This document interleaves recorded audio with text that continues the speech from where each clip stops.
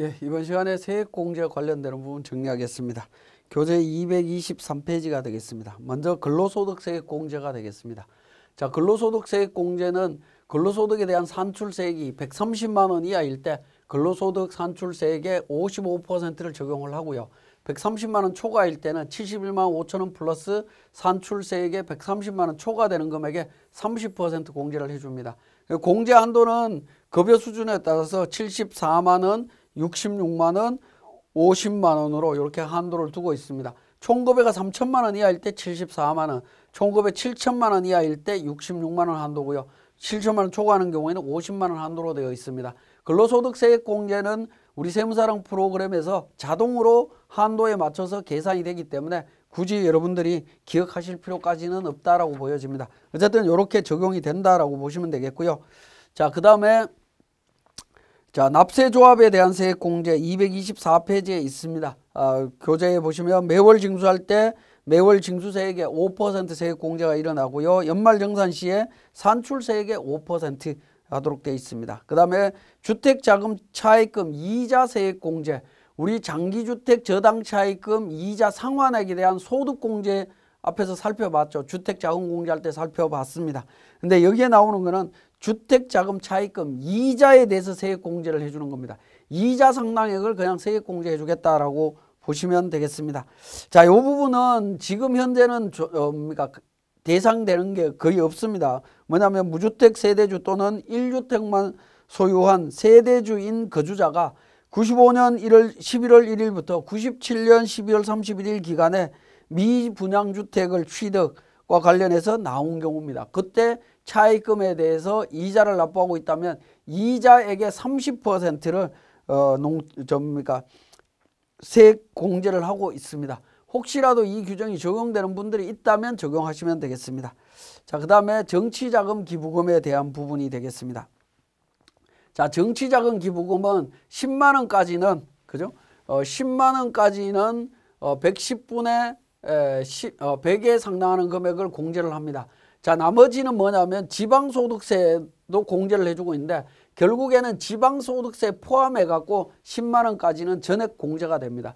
정치자금 기부금은 결과적으로 뭐냐면 본인 지출분만 공제가 된다라고 보시면 됩니다. 그래서 배우자나 부양가족 지출분은 공제 대상이 아니다라는 거 이것도 기억을 하셔야 되겠고, 그러면 10만 원 초과하는 금액에 대해서는 어떻게 되느냐? 초과액에 대해서는 해당 금액의 15% 세액 공제를 해줍니다. 물론 3천만 원 초과하는 경우에는 25% 세액 공제가 되도록 되어 있죠. 세액 공제가 일어난다. 자, 요 내용은 뭐냐면 10만 원까지는 정치자금 기부금 세액 공제가 되는 거고 10만 원을 초과하는 금액에 대해서는 기부금 세액 공제와 동일한 방식으로 적용하겠다. 그런 의미로 이해를 하시면 되겠습니다. 자, 그 다음에 우리 교재 225페이지에 외국 납부세액 공제 살펴보시면 되겠고, 자녀세액 공제 부분이 있습니다. 이 부분도 자녀세액 공제 관련되는 부분은 우리 사원 등록 쪽에 있는 부양가족 탭 설명드릴 때 자녀세액 공제 관련되는 부분 말씀을 드렸습니다. 그래서 그 부분 챙겨보시면 되겠고요. 기본적으로 7세 이상인 자녀에 대해서 1명일 때 15만 원, 2명일 때 30만 원, 3명 이상일 때 2명 초과 1명당 30만 원씩 세액 공제를 해준다라는 거 말씀을 드렸고, 226페이지에 있는 부분 중에 참고사항만 잠깐 말씀을 드리겠습니다. 출생입양세액 공제 관련해서 출생입양한 자녀가 첫째일 때는 연 30만 원, 둘째일 때 연 50만 원, 셋째일 때 연 70만 원인데 출산이나 입양과 관련되는 자녀의 첫째, 둘째, 셋째를 어떻게 계산하느냐 하는 부분이었죠. 이 부분은 이제 논란이 조금 있었는데 우리 기본적으로 2019년도 예규로서 다 해결이 됐다라고 보시면 됩니다. 첫째, 둘째, 셋째는 우리 가족관계 등록부가 있죠. 그게 보면 부모님이 나오고 그 다음 자녀가 나옵니다. 자녀가 나오는데 자녀가 사망한 자녀가 있든 없든 그거하고 상관없이 또 기본공제 대상자이든 아니든 상관없이 자녀 전체 순서로 따지시면 돼요. 첫 번째 장남이 있고 두 번째 장녀가 있고 세 번째 출산을 했거나 세 번째 입양을 했다라고 하면 이 세 번째 입양한 자녀는 셋째 자녀가 됩니다. 그러니까 셋째 자녀 기준으로 70만 원 이렇게 보시면 된다라는 겁니다. 그러니까 부모님 밑에 있는 모든 자녀의 순서대로 판단을 하시면 된다라고 보시면 됩니다. 입양 순서가 아니라 전체 자녀 순서로 판단한다. 그렇게 이해를 하시면 되겠습니다. 자, 연금계좌 세액공제 관련되는 부분이 되겠습니다. 자, 연금계좌 납입액에 대한 범위, 연금저축 납입액과 퇴직연금 납입액, DB형은 제외하도록 되어 있습니다. 그래서 DB형 제외하면 결과적으로 뭐가 남아있죠? DC형과 IRP 관련되는 부분이 되겠습니다. 자, 퇴직연금 납입액은 근로자, 원래 회사가 납입하는 거죠. 회사 납입분인데 회사 납입분은 적용을 하지 않습니다. 제외하는 거고요. 근로자 본인이 회사와 관련 없이 추가로 납입한 부분을 말합니다. 추가 납입했을 때 적용을 받을 수 있다. 그렇게 이해를 하시면 되겠습니다. 그 다음에 다음번에 개인종합자산관리계좌에 계약이 만료되고 해당 계좌의 잔액의 전부 또는 일부를 연금계좌로 납입한 경우에 그 납입한 금액을 말합니다. 요걸 이제 전환금액이라고 이야기를 합니다. 그 다음에 연금계좌 납입 의제 금액입니다. 요건 뭐냐면 뒤에서 설명드리겠지만 연금계좌 관련되는 부분은 세액공제를 적용받을 수 있는 한도가 있습니다. 한도 초과로 인해서 한도가 넘어가서 공제를 못 받은 금액이 있을 수 있겠죠. 과거 연도에. 있던 부분을 올해 공제받을 수 있도록 신청을 한다라고 하면 그때 공제를 해주겠다라는 겁니다. 그래서 연금계좌 납입액은 총 4가지로 이렇게 이해를 하실 수가 있습니다. 그 내용이 226페이지와 227페이지에 내용이 있습니다.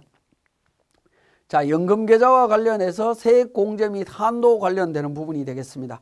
자, 연금계좌와 관련해서는 올해 조금 달라진 부분입니다.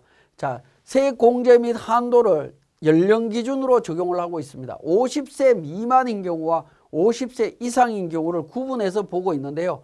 자, 종합소득금액이나 근로소득만 있는 경우는 총급여 기준입니다. 종합소득금액 4천만 원 이하, 근로소득만 있는 경우에는 5,500만 원 이하일 때, 그 다음에 1억 원 이하, 1억 원 초과일 때로 이런 3단계로 구분을 하고 있습니다. 구분하고 있고요. 납입한도는 연금저축계좌 400만 원, 연금저축계좌와 퇴직연금계좌 합쳐서 최대 700만 원 기준으로 해서 700만 원 기준으로 해서 4천만 원 이하자는 15%를 세액공제를 합니다. 1억 원 이하인 경우에는 12% 적용을 합니다. 1억 초과 분들 같은 경우에 납입 한도는 줄어듭니다. 연금계좌는 300만 원, 연금저축계좌와 퇴직연금계좌 합쳐서 700만 원까지 기준으로 해서 12% 세액공제 받을 수 있도록 되어 있습니다. 요 50세 미만은 작년까지 적용했던 연금계좌 세액공제 한도 규정과 동일하다라고 보시면 되겠습니다.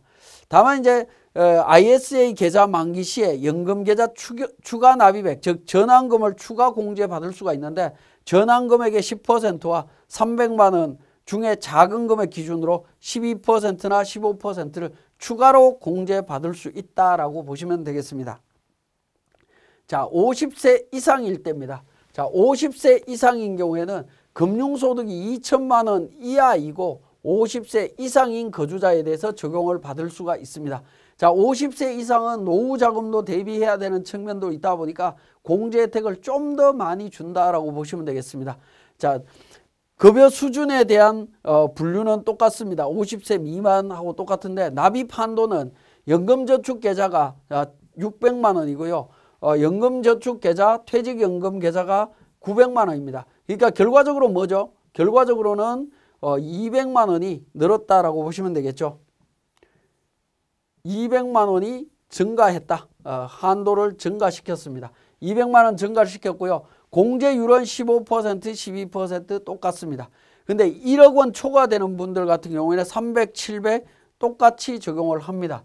그래서 금융소득이 2천만 원 이하이면서 50세 이상인 경우 연봉이 1억 원 이하인 분들은 이 한도가 늘어났기 때문에 이 한도 범위 내에서 추가로 납입이 가능하신 분들은 올해 12월 31일까지 납입하시게 되면 최대치로 혜택을 볼 수 있다. 그렇게 이해를 하시면 되겠습니다. 마찬가지로 ISA 계좌 만기 시에 연금계좌에 추가로 납입하는 이 전환금이 있다라고 하면 추가 공제 가능합니다. 전환금액의 10%와 300만 원 중에 작은 금액 기준으로 해서 12%, 15% 적용받을 수 있습니다. 그래서 연금계좌 세액공제 한도를 적용할 때 50세 이상인지 50세 이하인지에 따라서 좀 달라진다라고 보시면 되겠습니다. 자, 그러면 구체적으로 내용을 한번 보면요. 연금 불입액을 800만 원, 연금 불입액 800만 원을 연금저축계좌와 퇴직연금계좌에 동시에 불입했을 때 세액공제 대상 금액의 변화입니다. 자, 50세 미만으로 가정하도록 하겠습니다. 예를 들어서 총 800만 원 납입할 수 있는데 퇴직연금계좌에 내가 800만 원을 전액 다 납입을 했다라고 하면 어떻게 될까요? 연금저축은 제로가 되겠죠. 한도 한 푼도 납입 안 했으니까 제로입니다. 그럼 퇴직연금은 어떻게 되죠? 800만 원 기준으로 해서 최대치가 700만 원 기준이었죠. 50세 미만이고 예를 들어서 기준을 보시면 50세 미만일 때 연봉이 5,501억 2천만 원 이하 관련해서 규정을 본다라고 하면 400과 700 기준이었으니까 그러니까 800만 원 중에 두 개 합쳐서 700만 원까지 가능하겠죠. 퇴직연금 700만 원에서 공제한도 700만 원 적용받을 수 있습니다. 연금저축 불입액에 200을 넣고 퇴직연금에 600을 넣는다라고 하면 총 800이 들어갔습니다. 그러면 연금저축 한도 400만 원까지니까 200만 원 적용이 가능하고요. 그 다음에 두 개 합쳐서 700만 원까지 가능하니까 퇴직연금 500에서 합의 700까지 세액공제를 적용 대상이 될 수 있습니다. 만약에 연금저축에 500을 넣고 퇴직연금에 300을 넣게 되면 연금저축 한도가 400까지죠. 500과 400 합쳤을 때 작은 금액 400만 원이고요. 퇴직연금과 합쳤을 때 300만 원 해서 최대 700만 원까지 적용을 받을 수 있습니다. 근데 여유자금이 800이 있는데 연금저축 불입액에다가 전액 다 800을 납입하게 되면 연금저축 400까지만 가능하고 퇴직연금 한 푼도 적용 안 했으니까 결과적으로는 400만 원 기준으로 세액공제를 적용받을 수밖에 없다라는 겁니다. 그러니까 결국에 뭐냐면 내가 연금계좌에 납입할 여유자금이 있다라고 하면 그 여유자금을 납입할 때 연금저축 불입액하고 퇴직연금 불입액을 서로 적절하게 안분해서 넣어야만이 최대치의 효과가 있다라는 겁니다. 최대치의 효과를 볼 수 있는 방법을 찾아서 정리를 하셔야 될 것 같습니다. 자, 그 내용이 229페이지에 표로서 내용이 요약이 되어 있습니다. 자, 그 다음에 주택월세 세액공제에 관련되는 부분 정리하도록 하겠습니다. 교재는 230페이지가 되겠습니다. 다음 요건을 모두 충족하는 경우에 적용을 합니다. 자, 과세기간 종료일 현재죠. 그죠? 과세기간 종료일 현재 무주택 세대의 세대주입니다. 과세기간 종료일 현재 무주택 세대의 세대주가 세대주여야 되는데 세대주가 주택마련저축 등에 대한 공제를 받지 않는 경우에는 세대의 구성원 중에 근로자를 말할 수 있습니다. 기본적으로는 세대주가 적용을 받는다라는 거고요. 해당 과세 기간의 총급여 7천만 원 이하의 근로자여야 됩니다. 자, 우리 소득공제나 세액공제 이 부분 적용할 때 보면 급여 수준이 7천만 원 기준에 적용되는 기준들이 다양하게 있죠. 그 부분 잘 정리를 하셔야 됩니다. 7천만 원 이하인 근로자일 때 적용을 합니다. 해당 과세기간에 종합소득 과세표준을 계산할 때 합산한 종합소득 금액이 6천만 원 초과하는 사람은 제외하도록 되어 있습니다. 그죠? 6천만 원 초과하는 사람은 제외하고 연봉이 7천만 원 이하인 근로자만 적용을 합니다. 자, 그 다음에 국민주택 규모 또는 기준시가 3억 원 이하의 주택입니다. 주거용 오피스텔이나 고시원을 포함하도록 되어 있습니다. 이 부분을 임차하기 위해서 월세액을 지급하는 경우에 가능하다라는 겁니다. 국민주택 규모 이하 또는 기준시가 3억 원 이하의 주택. 국민주택 규모는 가액에 상관이 없습니다. 그죠? 가액에 상관이 없지만 대부분은 대도시, 서울, 특히 서울 같은 경우에는 국민주택 규모 이하는 기준시가가 3억 원이 넘어가는 경우가 상당히 많습니다. 상당히 많지만 지방 같은 경우에는 어떻게 되죠? 국민주택 규모 이하라 하더라도 기준시가가 3억 원 이하인 경우가 또 상당히 많이 있고요. 또 고가주택도 기준시가가 그렇게 높지 않는 경우들도 많이 있습니다. 그래서 국민주택 규모와 기준시가 3억이라고 하는 둘 중에 하나를 충족하면 적용을 받을 수 있다. 그 다음에 실질적으로 이제 오피스텔도 많이 임차를 하고 있고 고시원에 생활하시는 분들도 상당히 많다 보니까 그 부분도 포함을 시켜주는 걸로 법을 개정을 했습니다. 자, 임대차 계약서 정서와 주소지, 주민등록표의 주소지가 같아야 된다라는 겁니다. 임대차 계약서하고 주민등록상 주소지가 일치해야만이 적용을 할 수 있습니다. 요거는 왜냐하면 월세를 내면서 실제 거주하는 걸 확인하기 위한 겁니다. 근데 실질적으로 거주하냐 안 하냐를 일일이 파악하기 힘들다 보니까 계약서와 주민등록상의 주소지가 일치하면 가능한 걸로 그렇게 파악하고 있습니다. 그리고 17년 1월 1일 이후 직업본부터는 월세 계약자가 근로자 본인과 기본공제 대상자가 계약한 경우에도 적용 대상으로 봅니다. 원래는 이제 근로자 본인이 계약하고 월세를 납입해야 가능한 건데 계약은 다른 기본공제 대상자가 계약했다 하더라도 근로자 본인이 납입하는 것에 대해서 적용을 받을 수 있다라는 겁니다. 자, 그러면 이제 월세 세액 공제액이 어떻게 되는지 하는 부분입니다. 급여 기준입니다. 5,500만 원 기준으로 적용을 하는데 종합소득금액은 4,500만 원 이하일 때입니다. 자, 총급여 기준으로는 5,500만 원 이하일 때 월세액과 750만 원 중에 작은 금액의 12%를 세액 공제해 주고 있고요. 자, 7천만 원 이하까지는 월세액과 연간 월세액과 750만 원 중에 작은 금액의 10%를 세액 공제해 주고 있습니다. 자, 지금까지 우리 기본적인 연금계좌 세액공제 관련되는 부분과 주택 월세 세액공제 관련되는 부분 정리했습니다. 예, 이번 시간에 특별세액공제 중에 보험료 의료비 세액공제 관련되는 부분 정리하도록 하겠습니다. 교재는 232페이지가 되겠습니다. 보험료 의료비 교육비 기부금에 대한 요약 정리표가 있습니다. 참고하시고요. 자, 233페이지에 특별세액공제에 대한 개요 파트 부분이 있는데 같이 한번 정리를 해보겠습니다. 자, 특별세액공제 적용될 때 기본공제 대상자 판정과 관련되는 부분이 되겠습니다. 자, 제가 기본공제 대상자 설명드릴 때 굉장히 중요하다라고 말씀을 드렸죠. 기본공제 대상자 판정이 잘못되게 되면 뒤에 나오는 추가공제라든가 또는 특별세액공제, 자녀세액공제 뭐 이런 부분들이 다 달라질 수 있다라고 말씀드렸던 부분입니다. 자, 기본공제 대상자 판정할 때 요건이 소득금액 100만 원 이하, 나이 20세, 60세 관련되는 부분이 있었고요. 생계 관련되는 부분이 있었습니다. 이 세 가지 전부 다 요건을 충족해야 되고, 예를 들어서 장애인인 경우에는 예외가 있었죠. 장애인의 경우에는 나이에 대해서 나이는 무시한다라고 해서 조건을 따지지 않았습니다. 그죠? 그 다음에 기본공제 장애인 나이 무시한다라는 내용 있죠. 보시면 되겠고, 자, 보험료 세액공제 이번 시간에 살펴볼 건데 일반 보험료 관련되는 부분은 소득금액, 나이, 생계 요건 모두 갖춰야 됩니다. 장애인 전용 보험과 관련되는 부분은 나이 요건과 상관없는 기본공제 대상자를 기준으로 판단하시면 되겠습니다. 자, 의료비 관련되는 부분은 소득금액이나 나이는 무시하고 생계 요건만 갖추면 되겠다라는 부분이고요. 교육비 세액공제는 나이 요건 무시하고 나머지 요건 충족하면 되겠고, 교육비는 기본적으로 직계존속에 대해서는 적용을 할 수가 없습니다. 기부금과 관련되는 부분도 마찬가지로 나이 요건 무시하시면 되겠고, 신용카드 사용액 소득공제 나이 요건 무시하시면 됩니다. 신용카드 소득공제 관련되는 경우는 형제 자매 관련되는 부분은 적용할 수가 없습니다.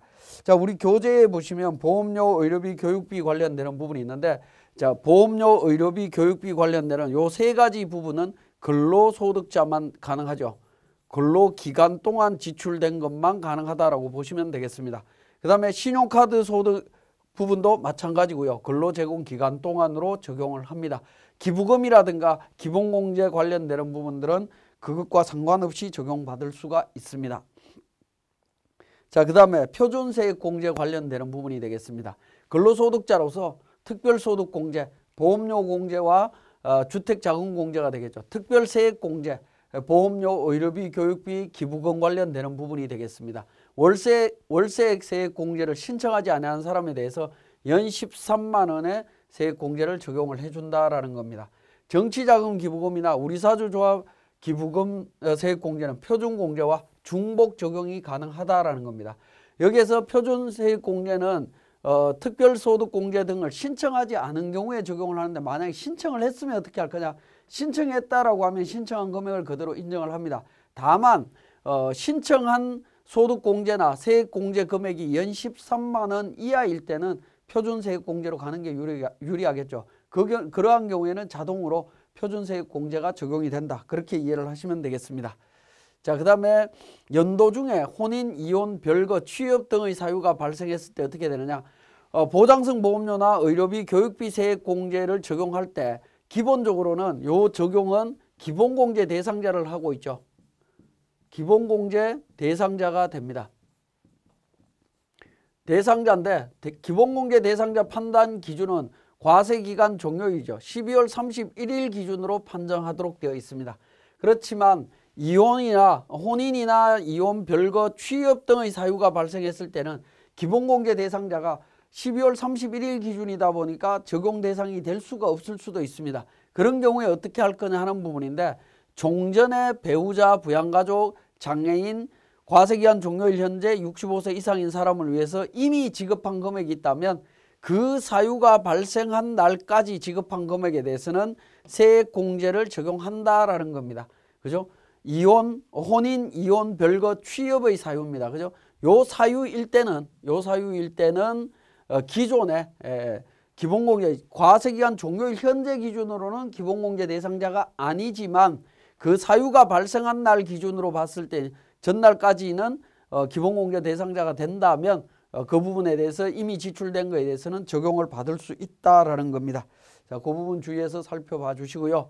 자, 그러면 이제 기부금과 신용카드 사용액에 대한 금액은 어떻게 되느냐 하는 건데 적용 대상이 아니므로 소득세액공제를 적용할 수 없다라는 겁니다.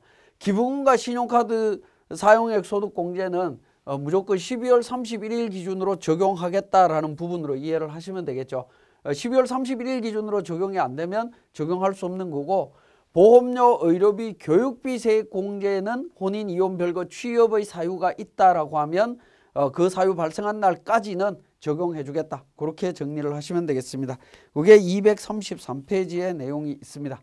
자, 그러면 234페이지 관련해서 보험료 세액 공제 들어가기 전에 근로제공 기간 동안 지출한 금액에 대해서만 공제하는 항목을 한번 전체적으로 정리를 해보면 특별소득공제, 특별소득공제는 보험료 소득공제와 주택자금공제가 있습니다. 근로제공 기간 동안 지출이 됩니다. 자, 기타소득공제에 주택마련저축 관련되는 부분, 신용카드, 우리사주, 고용유지, 장기집합 투자증권 관련되는 부분이 있습니다. 이 부분도 근로제공 기간 동안만 적용이 된다라고 보시면 되겠고요. 특별세액공제도 보험료, 의료비, 교육비 관련되는 부분 근로제공기간입니다. 자, 기타 세액공제에 있어 월세액 세액공제도 근로제공기간입니다. 자, 근로제공기간이라고 하는 부분은 근로소득이 있는 경우에만 적용한다라는 의미가 아니라요.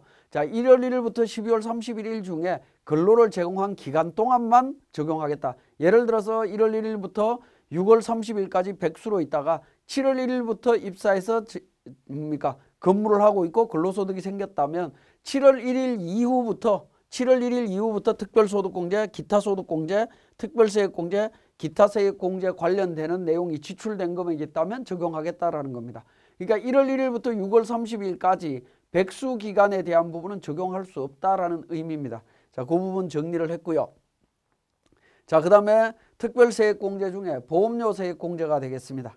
자, 보험료세액공제는 기본공제 대상자 중에 기본적으로 소득금액이라든가 나이, 생계요건을 모두 충족을 해야 됩니다. 기본공제 대상자 기준에 있어서. 그런데 장애인인 경우에는 나이는 무시하도록 되어 있습니다. 나이 요건 상관없이 소득금액, 생계요건을 충족하는 기본공제 대상자를 위해서 보험료를 지급을 했다면 그 부분에 대해서 적용하겠다라는 부분입니다. 자, 한번 보시면 보험료는 보장성 보험과 장애인 전용 보장성 보험 두 가지로 구분하시면 되는데 보장성 보험은 생명보험, 상해보험 등에 대한 보장성 보험료로서 연간 납입한 금액 100만 원 기준으로 12% 세액공제 적용받을 수 있습니다. 장애인 전용 보장성 보험은 장애인을 피보험자 또는 수익자로 하는 장애인 전용 보장성 보험료에 가입했을 때 연 100만 원에서 15% 세액공제 적용받을 수 있습니다. 자, 그렇게 적용받을 수가 있고요. 만약에 장애인 전용 보장성 보험에 예를 들어서 200만 원을 납입했다. 200만 원을 납입을 했다라고 하면 납입했을 때 100만 원에 대해서는 여기에 적용을 하고 나머지 100만 원에 대해서 일반 보장성 보험으로 해서 적용할 수 있느냐는 건데 이렇게는 적용할 수가 없다라는 겁니다. 장애인 전용 보장성 보험으로 적용을 했으면 그걸로 끝이지 공제 한도를 초과한 금액을 보장성 보험으로 넘겨서 다시 적용하는 그런 케이스는 적용할 수 없다라는 거 기억을 하시면 되겠고요. 자, 그 다음에 맞벌이 부부의 보험료 세액공제 적용 여부가 되겠습니다. 자, 234페이지에 보험료 세액공제에 대한 기본적인 개념을 한번 보시면, 자, 맨 첫 줄에 있는 근로소득이 있는 거주자가 기본공제 대상자를 피보험자로 하는 보험입니다. 그죠? 기본공제 대상자가 피보험자에 들어가 있을 때 보험료 세액공제가 적용이 된다라는 겁니다.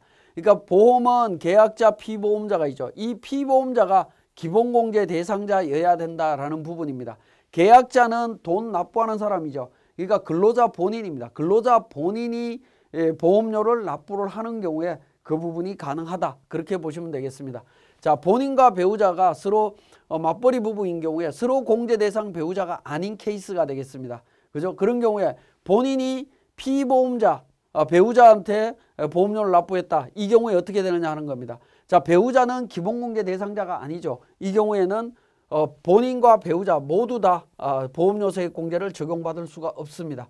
마찬가지로 반대의 경우도 마찬가지죠. 배우자가 보험료 내주는데 피보험자가 본인이다. 이 경우에도 둘 다 적용을 할 수가 없습니다. 그런데 본인이 보험료 납부하는데 피보험자가 본인과 배우자다. 본인도 포함되어 있지만 배우자는 지금 공제 대상인 기본공제 대상자가 아니죠. 본인 거에 대해서 납부를 하는 케이스가 있습니다. 이런 경우에는 본인이 적용이 가능하다라는 부분입니다. 자, 그 다음에 본인이 계약자이고요. 그 다음에 피보험자가 21세 자녀다. 21세 자녀는 기본공제 대상자가 아닙니다. 직계 비속인 경우에는 20세 이하가 부양가족이 되는 거죠. 기본공제 대상자가 됩니다. 물론 장애인일 때는 나이에 상관이 없습니다. 근데 장애인이 아니다라고 하면 본인과 21세 자녀를 기준으로 하는 경우에는 적용이 불가능하다라고 보시면 됩니다. 59세 모친이 계약을 했고 피보험자가 본인이다라고 하면 59세 모친은 기본공제 대상자가 아니죠. 기본공제 대상자가 되려면 60세 이상이 돼야 됩니다. 그런 부분에서는 적용할 수가 없습니다.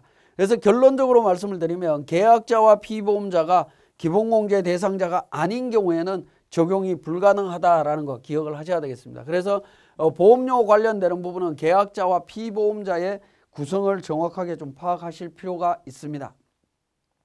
자, 특별세액공제 중에 의료비 세액공제 부분이 되겠습니다. 교재는 235페이지가 되겠고요. 자, 내용을 또 정리를 해보면 의료비 세액공제도 235페이지 맨 위에 근로소득이 있는 거주자가 기본공제 대상자를 위하여 의료비를 지급한 경우 이때 기본공제 대상자는 소득금액이라든가 나이에 대한 요건은 따지지 않습니다. 그리고 단지 생계요건만 판단해서 의료비를 지급했다면 적용을 해주겠다라는 부분으로 이해를 하시면 되겠습니다.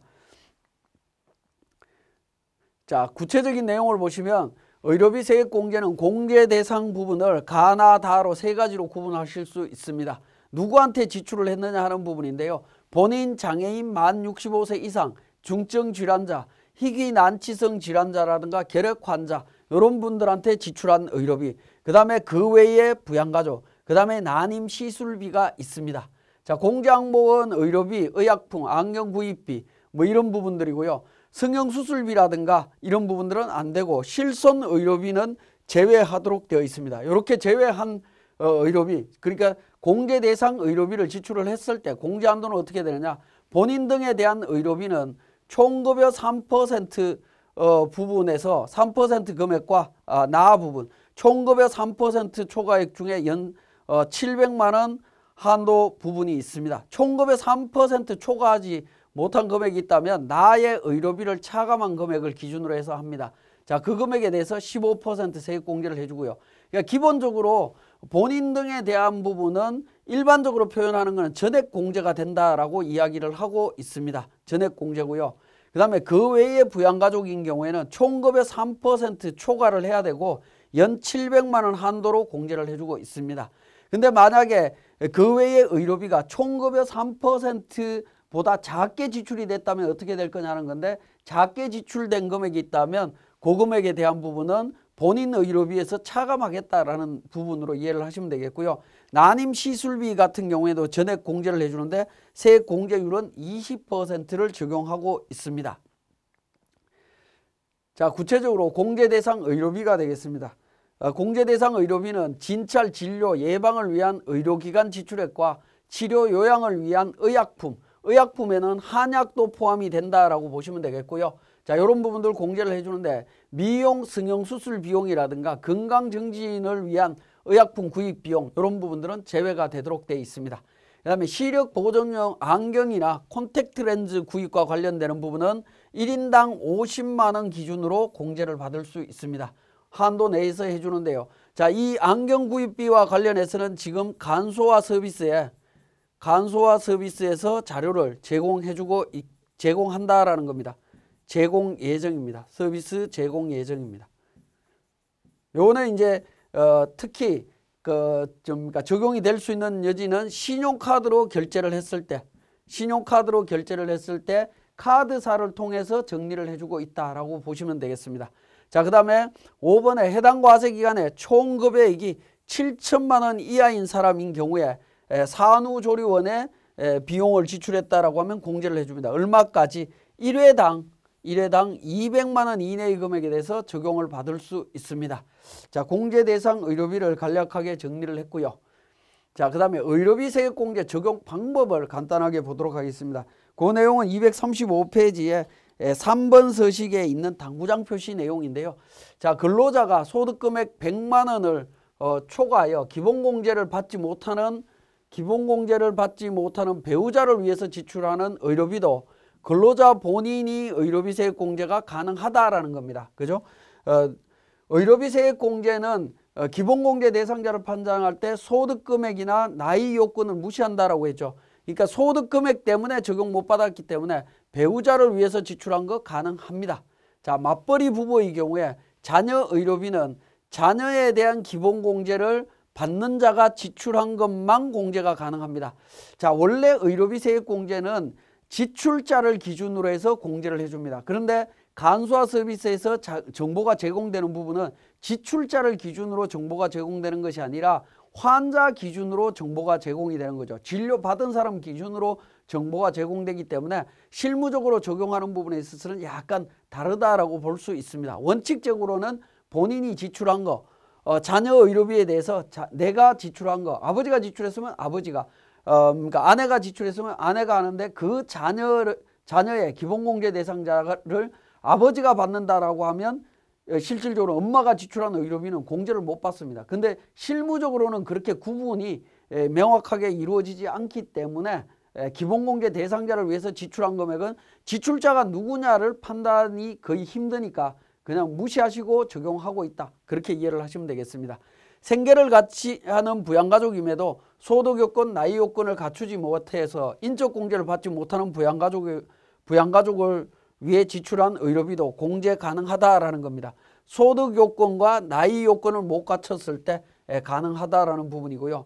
동일 부양가족을 타인이 기본공제 대상자로 한 경우에는 그 부양가족을 위해서 지출한 의료비는 공제가 불가능하다라는 겁니다. 자, 실질적으로 이 부분은 공제가 불가능한 게 맞긴 합니다. 예를 들어서 이거죠. 아들의 의료비에 대해서 아버지와 어머니가 있다라고 가정을 하면 그러니까 아들 의료비를 예를 들어서 100만 원을 하는데 아버지가 기본공제 대상자로 해서 아들을 공제 신청을 했다라고 하면 의료비에 대해서 어머니가 지출을 했다. 이 금액을 지출을 했다라고 하면 어머니도 공제를 못 받고 아버지도 공제를 못 받는 상황이 생기는 거죠. 왜냐하면 아버지가 지출한 게 아니기 때문에. 그렇지만 실무적으로는 이 부분이 누가 지출했는지가 구분이 불가능하기 때문에 비록 어머니가 지출했지만 아버지 쪽에서 공제를 신청을 하고 있다라고 보시면 되겠습니다. 실무적으로는 이렇게 적용이 되고 있습니다. 원칙적으로는 지출 기준으로 판단하고 지출자 기준으로 판단을 하고 있습니다만은 실무적으로는 그 지출자 기준이 아니라 환자 기준, 기본공제 대상자인 환자 기준으로 그냥 적용이 되고 있다. 그렇게 이해를 하시면 되겠습니다. 자, 의료비 공제 관련되는 적용 시기를 한번 보도록 하겠습니다. 자, 예를 들어서 2019년 12월 31일 날 사망한 70세인 부친 의료비 200만 원을 2020년 1월 달에 지출했다라고 하면 의료비 세액공제 2020년도에 적용받을 수 있느냐 하는 겁니다. 자, 의료비 세액공제는 기본적으로 2020년도에 기본공제 대상자여야만이 공제가 가능합니다. 근데 19년 12월 31일 날 사망했다라고 하면 사망자에 대한 기본공제 대상자 판정은 사망일 전일 기준으로 하도록 돼 있죠. 그러니까 2020년도에는 이미 사망했기 때문에 안 계시기 때문에 기본공제 대상자가 될 수 없습니다. 그러면 12월 31일 날 사망했을 때 병원비를 2020년도 1월 달에 1월 2일이나 뭐 이때 결제를 했다면 지출을 했다면 이 부분에 대해서 공제를 받을 수 있느냐 하는 부분입니다. 자, 이 부분은 원래는 적용할 수 없는 걸로 보여지지만 의료비는 지출한 과세 연도 귀속분 근로소득 적용할 때 포함한다라는 겁니다. 이 케이스는 포함하는 걸로 되어 있습니다. 그러니까 2020년도에는 기본공제 대상자가 사망으로 인해서 기본공제 대상자가 될 수 없지만 지출한 의료비는 공제해 주는 걸로 되어 있습니다. 자, 그 다음에 실손의료보험비에 대해서 수령한 경우에 어떻게 되느냐 하는 겁니다. 2019년도에 우리 기본적으로 실손의료보험료는 의료비 세액공제 적용할 때 차감하도록 되어 있죠. 그죠? 실질적으로 보험금을 수령했기 때문에 의료비를 그것만큼 덜 지출한 결과가 될 겁니다. 그러니까 20년도에 진료를 받고 20년도에 실손의료보험료로 수령했다면 둘은 상세돼서 공제할 게 없을 겁니다. 그런데 요 케이스가 되겠죠. 19년도에 의료비 지출하고 20년에 실손의료보험금을 수령했으면 이 지출 금액에 대해서는 언제 공제해야 되냐, 19년도로 공제해야 되느냐 아니면 2020년도에 할 거냐 하는 부분입니다. 자, 이 부분은 귀속 연도와 상관없이 실제 수령한 연도의 의료비에서 차감하도록 되어 있습니다. 그러니까 19년도에 비록 의료비가 지출되고 20년도에 실손보험료로 수령을 했다라고 하면 20년도에 보험료에서 차감하도록 되어 있습니다. 의료비에서 차감하도록 되어 있다라고 보시면 되겠습니다. 자, 이 부분은 이런 현상이 나오는 이유는 실손보험금 청구 기한이 3년이라고 하는 기간이 있습니다. 보험 상품을 보면 3년으로 대부분 되어 있습니다. 3년 안에 실손보험금 청구하면 되기 때문에 이런 시차가 생길 수 있습니다. 자, 그 다음에 실손의료보험금의 수령인과 수익자가 상이한 경우에 누구의 의료비에서 차감하느냐 하는 겁니다. 수익자와 수령자가 다른 경우 부분인데요. 실손의료보험 지급자료는 수령인이 아닌 계약서상 수익자 기준으로 정리하도록 되어 있습니다. 그러니까 수익자 기준으로 연말정산 공제를 하시면 됩니다. 실수령인이 아니라 보험은 계약자, 피보험자, 수익자가 있는데 그 수익자한테 돈이 나가도록 되어 있거든요. 그러니까 그 수익자가 받았다면 수익자 기준으로 처리하시면 됩니다. 왜냐하면 보험회사에서 수익자 기준으로 지급명세서를 제출할 거기 때문에 그렇다라고 보시면 되겠네요. 자, 그 다음에 의료비 세액 공제 시 차감할 실손의료보험금 자료를 연말정산 때 제출해야 되느냐 하는 부분입니다. 자, 공제 대상에서 차감할 금액이기 때문에 별도 증빙서류는 제출하지 않는다. 근로자가 홈택스를 통해서 실손의료보험금 수령액을 정확하게 파악해서 차감하기만 하면 된다라는 부분입니다. 자, 수령 내역을 어디서 확인할 수 있느냐 하는 부분인데 보험회사를 통해서 확인할 수 있고요. 국세청 홈택스에서 확인이 가능하다라고 보시면 되겠습니다. 지금은 이제 간소화 자료에서 확인이 가능합니다.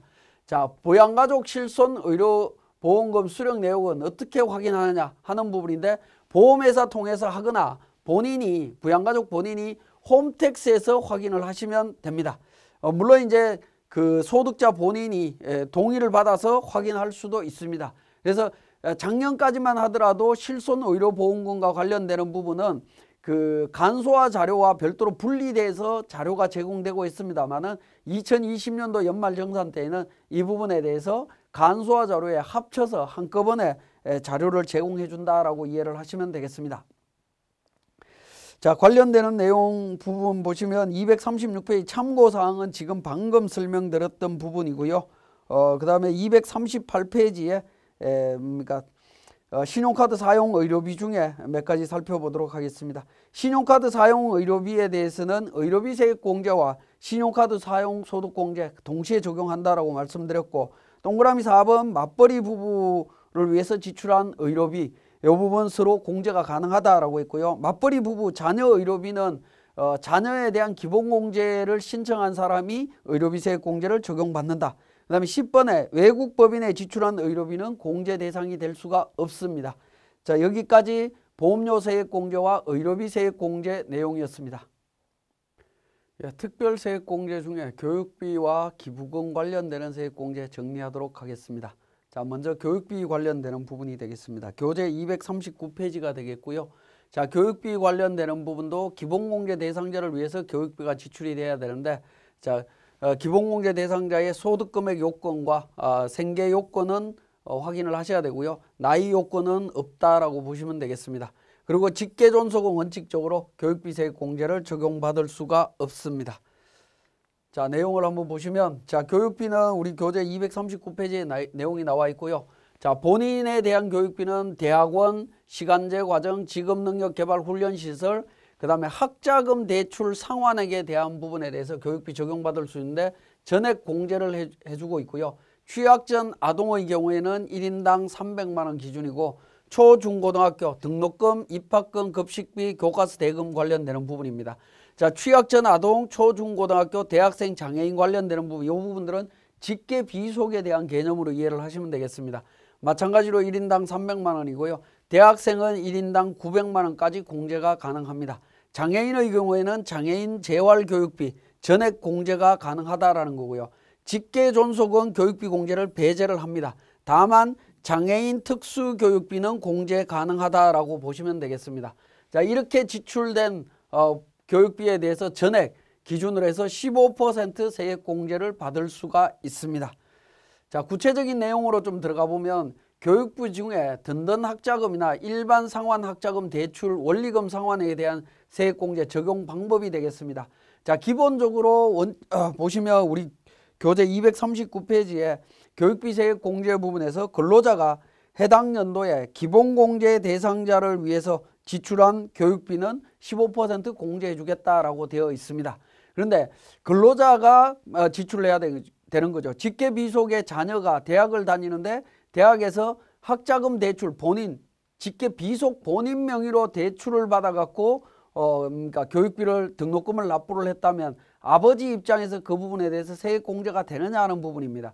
과거에는 그런 부분 무시하고 적용을 했지만 지금은 그렇지 않다라는 겁니다. 왜냐하면 대학생이었던 자녀가 본인 명의로 대출을 받은 다음에 교육비 내고 나중에 대학 졸업한 후에 직장 다니면서 그 교육비에 대한 부분을 상환하는 시점에서 본인들이 내 교육비를 내가 내는데 왜 본인들은 세액공제를 못 받느냐라는 불만사항이 있었다라는 거죠. 불합리했다라는 겁니다. 그런 부분들을 바로 잡았습니다. 정리를 한번 해보면 본인의 학자금 대출금 원리금 상환액에 대해서 17년 1월 1일 이전에 직계존속 또는 배우자 등이 교육비 공제를 받은 경우에는 교육비 공제 적용에서 제외되도록 되어 있습니다.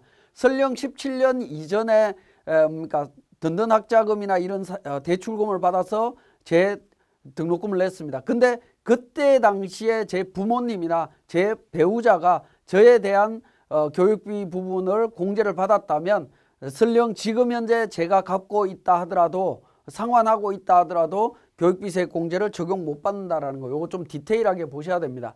자, 그 다음에 상환해야 되는 학자금 대출금 원리금 상환액이 직계존속 등의 교육비 공제를 받은 금액보다 큰 경우가 되겠습니다. 자, 원리금 상환액이 예를 들어서 1,000만 원이다 라고 가정을 하도록 하겠습니다. 1,000만 원이고요.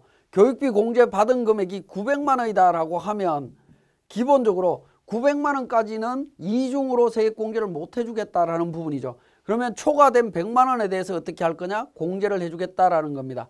그래서 큰 경우 먼저 상환하였거나 상환할 학자금 대출의 원리금을 직계존속 등 교육비를 공제받은 경우에 상당한 금액으로 보아 공제를 그러니까 배제하겠다라는 겁니다. 그러니까 900만 원까지는 공제를 못하겠고 초과되는 금액 100만 원에 대해서 공제하겠다. 초과 금액 100만 원이죠. 지금 사례를 보면 100만 원이 될 겁니다.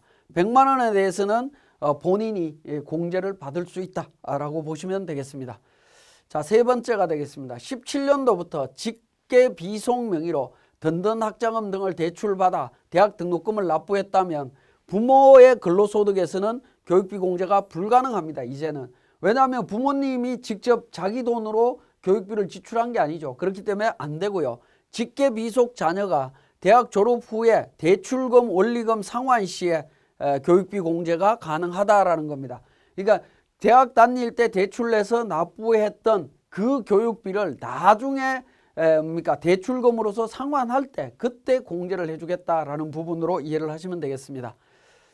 자, 요것과 관련되는 세 가지 사항들을 표로 하나 정리를 해보면 이렇게 됩니다. 지출 시기가 17년 1월 1일 이전과 이후로 구분해서 보시면 자녀 교육비 지출 시에 세액공제 적용 여부입니다. 자, 이전 거에서 소득자가 부친이고요. 아버지인데 기본공제 대상자가 자녀가 되겠죠. 그리고 세액공제를 자, 자녀가 대출을 받았던 어쨌든 17년도 이전에 아버지가 세액공제를 받았다면 17년도 이후에 자녀가 학자금 상환을 하는 경우에 어떻게 될 거냐 하는 건데 원칙적으로 원금에 대해서는 세액공제 자녀는 적용을 못 받습니다. 그런데 초과액에 대해서 적용은 가능하겠죠. 원금 갚고 이자 갚아야 되는데 이자 부분에 대해서는 해주겠다라는 부분입니다. 근데 만약에 부친이 세액공제를 적용 안 했다라고 하면 전액 다 상환금액에 대해서 전액 다 세액공제 가능하다라고 보시면 되겠습니다. 그리고 17년 1월 1일 이후에는 소득자가 부친이고 기본공제 대상자가 자녀라 하더라도 공제를 못 받는다라는 거고요. 그리고 17년 이후에 대학 졸업 후에 학자금 상환할 때 자녀가 공제를 받을 수 있습니다. 그죠? 자녀가 공제 받을 수 있다. 그러니까 자녀가 세액공제 적용 여부 부분입니다. 요 문구를 잘 이해를 하셔야 되겠습니다. 그래서 든든 학자금 관련되는 부분이 있을 때는 17년도 이전에 부모님이 세액공제를 받았는지 여부에 따라서 지금 상환하는 시점에서 공제 가능 여부가 달라집니다. 물론 17년 이후에는 부모님이 세액공제 받을 여지가 없기 때문에 그러니까 본인이 상환하는 부분에 대해서 자연스럽게 적용이 가능하다라고 보시면 되겠네요. 자, 학자금 대출 상환액의 연말정산 간소화 자료로 제공이 되느냐 하는 부분입니다. 이 부분도 이제 논란거리가 됐던 부분인데 자료로 제공이 된다라는 겁니다. 소득공제 자료로 연말정산 간소화해서 제공하고 있다라는 부분이고요. 학자금 대출은 상환할 때 공제받는 것이기 때문에 간소화 자료에서는 대학 교육비 납입금액에 학자금 대출로 납부한 교육비를 제외하고 제공하고 있다라는 겁니다. 그죠? 대출을 상환할 때 부분이기 때문에 그러니까 연말정산 간소화에서 대학 교육비 납입금액에 학자금 대출 금액이 차감된다. 예를 들어서 대학 교육비 납입금액 총 금액이 1,000만 원인데 이 중에 학자금 대출 금액이 700만 원이었다라고 가정을 하면 간소화 자료에서 제공되는 금액은 300만 원만 제공이 된다라는 거죠. 300만 원 제공이 되는 거고 이 700만 원에 대해서는 나중에 상환 시점에서 그죠? 상환 시점에서 공제가 된다라고 보시면 됩니다. 그죠? 공제가 되기 때문에 이게 구분돼서 자료가 제공이 되고 있다라고 이해를 하시면 되겠습니다. 자, 국외교육비 적용 여부가 되겠습니다. 국외교육비는 국외에 근무하는 사람, 자, 국외 근무할 때에는 본인과 부양가족 모두 외국에서 동거할 경우에 유치원부터 대학교까지 전부 공제가 가능하다라고 보시면 되겠습니다. 자, 기러기 부모의 경우에 어떻게 되느냐? 아버지는 한국에서 어머니는 자녀를 데리고 외국에 유학을 나가 있다. 이런 경우 어떻게 될 거냐 하는 건데 고등학교와 대학교 교육비만 공제가 됩니다. 초등학교, 유치원, 중학교 교육비는 제외되도록 되어 있습니다. 물론 국외 유학 자격 요건을 충족했을 때는 공제가 가능합니다. 국외 유학 자격 요건이라고 하는 부분들은 원래 이제 유치원, 초등학교, 중학교 같은 경우에는 외국에서 초빙하는 경우입니다. 그죠? 굉장히 능력 있고 특출난 자녀들 같은 경우에는 외국에 와달라고 요청하는 경우들이죠. 그런 경우에는 해당이 되겠지만 자발적으로 나가는 유학은 안 된다라고 보시면 됩니다. 다만 이제 고등학교와 대학교만 인정을 받을 수 있다. 그렇게 정리할 수 있습니다. 자, 교육비 공제 시기와 관련되는 부분 정리를 해보도록 하겠습니다. 자, 242페이지가 되겠는데요. 자, 일반적인 경우에는 교육비 공제 시기는 지출한 연도에 교육비 세액 공제를 적용을 합니다. 지출한 연도가 2020년도면 20년도 교육비 세액 공제 적용한다라는 겁니다. 그 다음에 재학 중에 선납 교육비 어떻게 되느냐? 9월이나 익년 8월일 때 이때도 마찬가지로 지출하는 연도를 기준으로 해줍니다. 자, 고등학교 재학 시에 납부한 대학교 수시 입학 등록금입니다. 자, 예를 들어서 수시로 고3인데 수시로 대학에 그러니까 입학을 했습니다. 그러면 등록금을 2020년도에 납부했다라고 하면 이때는 어떻게 될 거냐 하는 건데, 보통은 이제 지출한 연도지만 대학생이 된 연도에 교육비 세액 공제를 적용한다라는 겁니다. 2020년도에 납부했지만 2021년도 대학 등록금을 미리 납부한 거기 때문에 이 경우는 2021년도로 인정을 해주겠다라는 부분입니다. 그 다음에 연말정산한 후에 사내근로복지기금으로부터 수령한 장학금 어떻게 되느냐. 사내근로복지기금으로부터 수령한 부분은 비과세되는 부분이죠. 비과세되는 부분이고, 비과세 받은 부분으로 교육비를 지출한 것은 세액공제를 적용을 못 받습니다. 그래서 연말정산 후에 이 내용을 알았다면, 연말정산 전에 이 내용을 알았다면 차감을 해야 될 사항이지만 후에 알았다면 어떻게 될 거냐 하는 부분인데요. 차감한 금액을 교육비 세액 공제 금액으로 해서 근로소득세를 재정산하도록 되어 있습니다. 재정산해서 정리를 해야 된다라는 거 말씀을 드리겠습니다. 자, 그 다음에 우리 교재 244페이지가 되겠습니다. 기부금 세액 공제 관련되는 부분입니다. 자, 기부금 세액 공제도 기본공제 대상자가 지출한 기부금을 의미하는데요. 이때 소득금액에 제한이 있고요. 생계 제한이 있습니다. 나이에 대한 제한은 없다라는 거 기억을 하시면 되겠습니다. 기본적으로 기부금도 기본공제 대상자가 지출한 금액을 기준으로 해서 공제를 해주고 있습니다. 자, 구체적인 내용 보시면 기부금 세액 공제는 법정 기부금, 소득금액 전액을 공제 한도로 하고 있고요.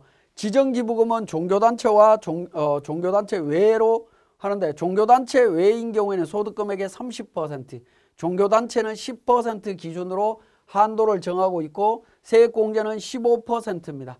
근데 전체 기부금이 1,000만 원 초과하게 되면 30%를 세액공제해주고 있습니다. 자, 기부금 지출자 범위가 되겠습니다. 기본적으로는 기본공제 대상자를 기준으로 공제를 해주는데, 기본공제 대상자에 보면 본인과 배우자, 부양가족이 있습니다. 이 사람들을 기준으로 공제를 해주고 있습니다.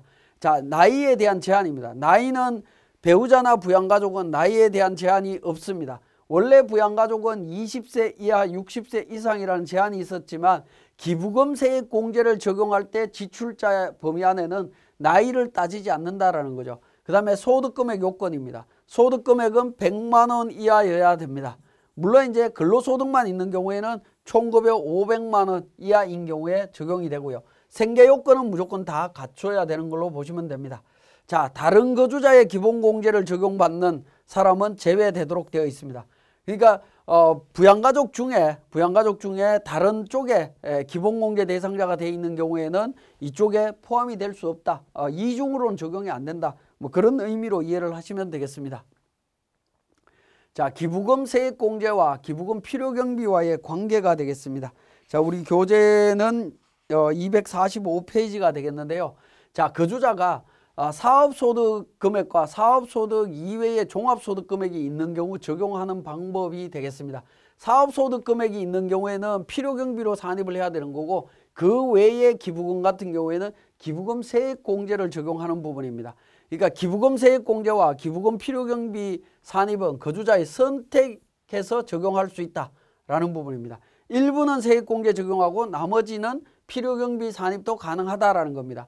그러니까 예를 들어서 기부금을 1,000만 원 지출을 했다라고 가정을 했을 때 300만 원은 사업소득으로 필요경비로 들어가는 부분이 처리할 수 있고, 700만 원은 세액공제로 할 수도 있다라는 거죠. 그죠? 세액공제로도 가능하다. 이렇게 구분해서 할 수 있다라고 보시면 되겠고요. 자, 기부금 세액공제 대상 기부금은 해당 과세연도에 지출한 기부금액에서 사업소득 금액을 계산할 때 필요경비에 산입한 금액을 뺀 금액을 의미한다라는 겁니다.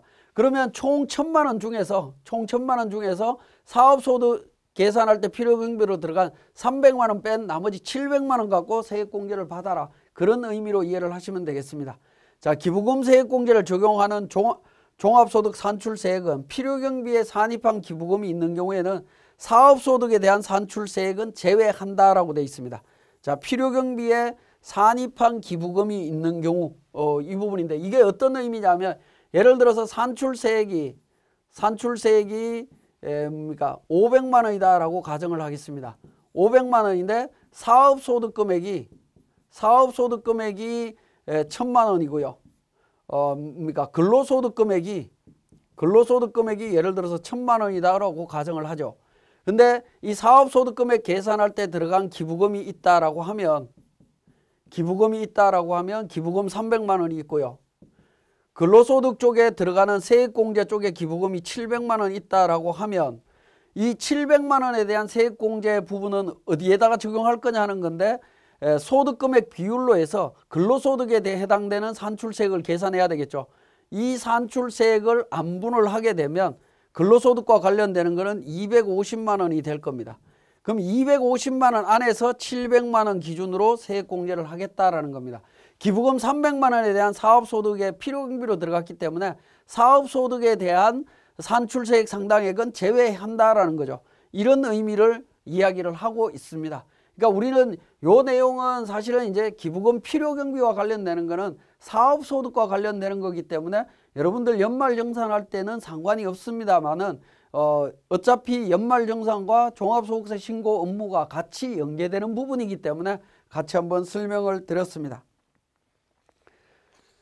자, 그 다음에 이제 기부금 종류에 대한 부분이 되겠습니다. 기부금 종류별 2월 공제 관련되는 부분인데요. 정치자금 기부금은 2월 공제가 없습니다.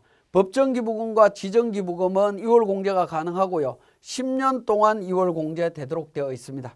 10년 동안 2월 공제 됩니다. 자, 그 다음에 기부금 2월 공제 부분인데 지정기부금 초과액 관련되는 부분 10년 2월 공제되고요. 산출세액에서 공제되지 아니한 기부금 세액 공제액은 해당 기부금 마찬가지로 10년 동안 2월 공제가 됩니다. 그러니까 기부금은 먼저 한도액에 대한 2월 공제가 있고요. 한도액에 대한 2월 공제가 있고 그 다음에 기부금 세액 공제를 적용했는데 산출세액에서 적용이 안 되는 경우 요 두 가지를 다 2월 공제해주고 있다라고 보시면 되겠습니다. 자, 기부금 2월 공제의 순서입니다. 기부금 공제 순서는 정치자금, 법정, 우리사주, 종교단체 외 종교단체 기부금 이 순서대로 공제하도록 되어 있고요. 해당 과세기간에 지급한 기부금보다 2월 기부금부터 먼저 공제한다. 선입선출법으로 합리화했다라는 겁니다. 그죠? 2월 기부금이 있으면 2월 기부금부터 먼저 공제를 합니다. 그러니까 예를 들어서 정치자금 기부금은 2월 공제가 안 되니까 당해연도 지출분이고요. 법정 기부금 중에 2월 되는 부분과 당해연도 부분이 있다라고 하면 이것부터 적용하고 이게 두 번째로 적용이 되는 거다라고 보시면 됩니다. 우리사주조합 기부금 2월 안 된다라고 했고요. 종교단체 외 지정기부금도 마찬가지로 2월 기부금이 있고 당해연도 지출분이 있으면 2월부터 지출로 간다라는 부분이고 종교단체도 마찬가지고 2월이 있으면 2월분부터 적용을 한다라는 부분입니다. 자, 2월 된 기부금은 기부연도가 빠른 기부금부터 공제하도록 되어 있습니다. 자, 2월 된 법정기부금을 당해연도 법정기부금과 같이 공제하고 당해연도 법정기부금과 2월 된 법정기부금을 차감한 소득금액을 지정기부금 소득금액 한도 계산할 때 적용한다라는 부분입니다. 근데 뭐 어쨌든 조금 복잡하긴 합니다만은 기부금 2월 공제는 선입선출법 방식으로 적용이 되고 있다라고 보시면 되겠습니다. 그래서 연도별로 2월 되는 기부금에 대한 내용만 정리만 잘 되면 우리 세무사랑 프로에서 자동으로 다 계산이 된다라고 보시면 되겠습니다. 자, 기부금과 관련해서는 법정기부금, 지정기부금 관련되는 내용들이 있는데 여러분들은 반드시 기부금 영수증을 통해서 확인을 하셔야 되는데 기부금 영수증에 보시면 기부단체와 기부자 명이 나옵니다. 이 기부자가 기본공제 대상자여야 되죠. 기본공제 대상자여야 되고요. 그죠? 기본공제 대상자여야 됩니다. 그걸 확인하시면 되겠고 기부단체는 우리 기부금 명세서를 세무서에 전자로 제출해야 되기 때문에 기부단체 확인하셔야 되고 그 다음에 중요한 부분이 기부 내용입니다. 그죠? 기부 내용의 유형과 그 다음에 금액이 나옵니다. 그 단가가 나오죠. 자, 이 부분 기부금 유형에 들어가면 법정기부금인지 지정기부금인지 전부 다 확인하실 수 있습니다.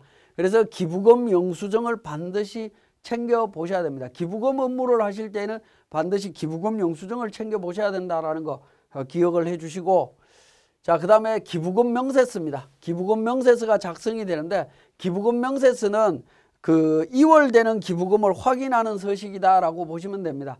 자, 우리 기부금과 관련해서는 2월 공제가 가능하다라고 했죠. 그 2월 되는 기부금을 어떻게 확인하느냐라고 이제 질문이 굉장히 많이 들어오는데 기부금 명세서를 통해서 확인하시면 됩니다. 회사에서 직원의 연말정산, 직원 거에 대해서 작년도부터 계속 연말정산을 하고 있다라고 하면 작년도에 2월 기부금은 기부금 명세서에서 회사에서 스스로 판단해서 적용을 해주시면 됩니다. 근데 전 근무지에 다른 데에서 근무하다가 온 직원들 같은 경우에는 기부금 명세서를 별도로 회사에다 제출해 주시면 하단 부분에 있는 2월 기부금 금액을 기준으로 해서 당해 연도에 기부금 세액 공제를 적용할 수가 있습니다. 자, 그 다음에 직전 연도 근로소득 이외에 소득이 있는 경우 2월 된 기부금에 대한 세액 공제 적용 시에 유의사항입니다. 2월 된 기부금을 확정을 해야 되는데 어떻게 확정이 되냐면 흐름을 한번 보시면 연말정산을 통해서 먼저 2월 기부금을 계산을 합니다. 그 이후에 종합소득 확정 신고 시에 기부금 세액 공제를 다시 적용을 합니다. 왜냐하면 소득 금액이 달라질 거기 때문에요. 다시 계산해서 2월 기부금이 확정이 됩니다. 그죠? 연말정산만 하는, 즉 근로소득만 있는 경우에는 이 문제가 안 생깁니다. 근데 근로소득과 부동산 임대소득, 다른 소득이 있는 경우에는 다음 연도 5월 달에 합산해서 신고하다 보면 회사에서 가지고 있는 연말정산 관련되는 기부금 2월 명세서가 달라질 수밖에 없습니다. 그런 경우에는 좀 주의를 하셔야 됩니다. 그래서 확정을 지을 필요가 있다. 따라서 기부금 세액 공제 시에 해당 연도 공제받지 못한 금액 중 2월 금액은 연말정산 시점과 금액이 달라질 수 있다라는 겁니다. 연말정산 시점과 그러니까 실질적으로 우리 종합소득세 신고했을 때하고 달라지기 때문에 종합소득세 신고 때 발생된 2월 기부금을 확인을 하셔야 됩니다.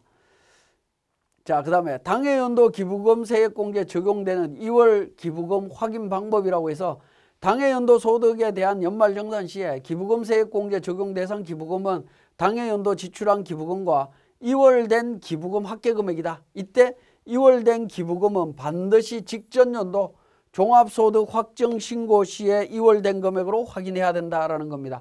확정 신고 시로 넘어가야 됩니다. 우리가 연말정산 때 작성했던 기부금 명세서에서 확인하시면 안 된다라는 겁니다. 연말정산 때 기부금 명세서로 확인하는 경우는 근로소득만 있는 경우입니다. 근데 근로소득 플러스 다른 소득이 있는 경우에는 기부금 확정 관련되는 2월 금액이 달라질 수밖에 없습니다. 그런 경우에는 종합소득 확정 신고 때 이 기부금 명세서를 확인하셔야 됩니다. 자, 표준세액공제 정리하도록 하겠습니다. 표준세액공제는 특별소득공제, 특별세액공제, 정치자본 기부금 제외한 특별세액공제 금액과 월세액을 적용한 후에 결정세액이 나옵니다. 그 금액하고 표준세액 13만 원을 적용한 후에 결정세액, 요 부분 중에 둘 중에 큰 금액을 공제를 해 줍니다. 세액공제 적용했을 때 둘 중에 큰 금액을 적용받을 수 있다라고 보시면 되겠습니다. 둘 중에 큰 금액이 되겠습니다. 자, 그 다음에 세액 감면, 세액공제 한도 부분인데요. 자, 이 부분 한번 보시면 자녀세액공제, 연금계좌 세액공제, 의료비 교육비 세액공제, 기부금 세액공제의 합계액이 거주자의 해당 과세기간에 종합소득 산출세액을 초과하는 경우에는 초과하는 금액은 없는 걸로 봅니다.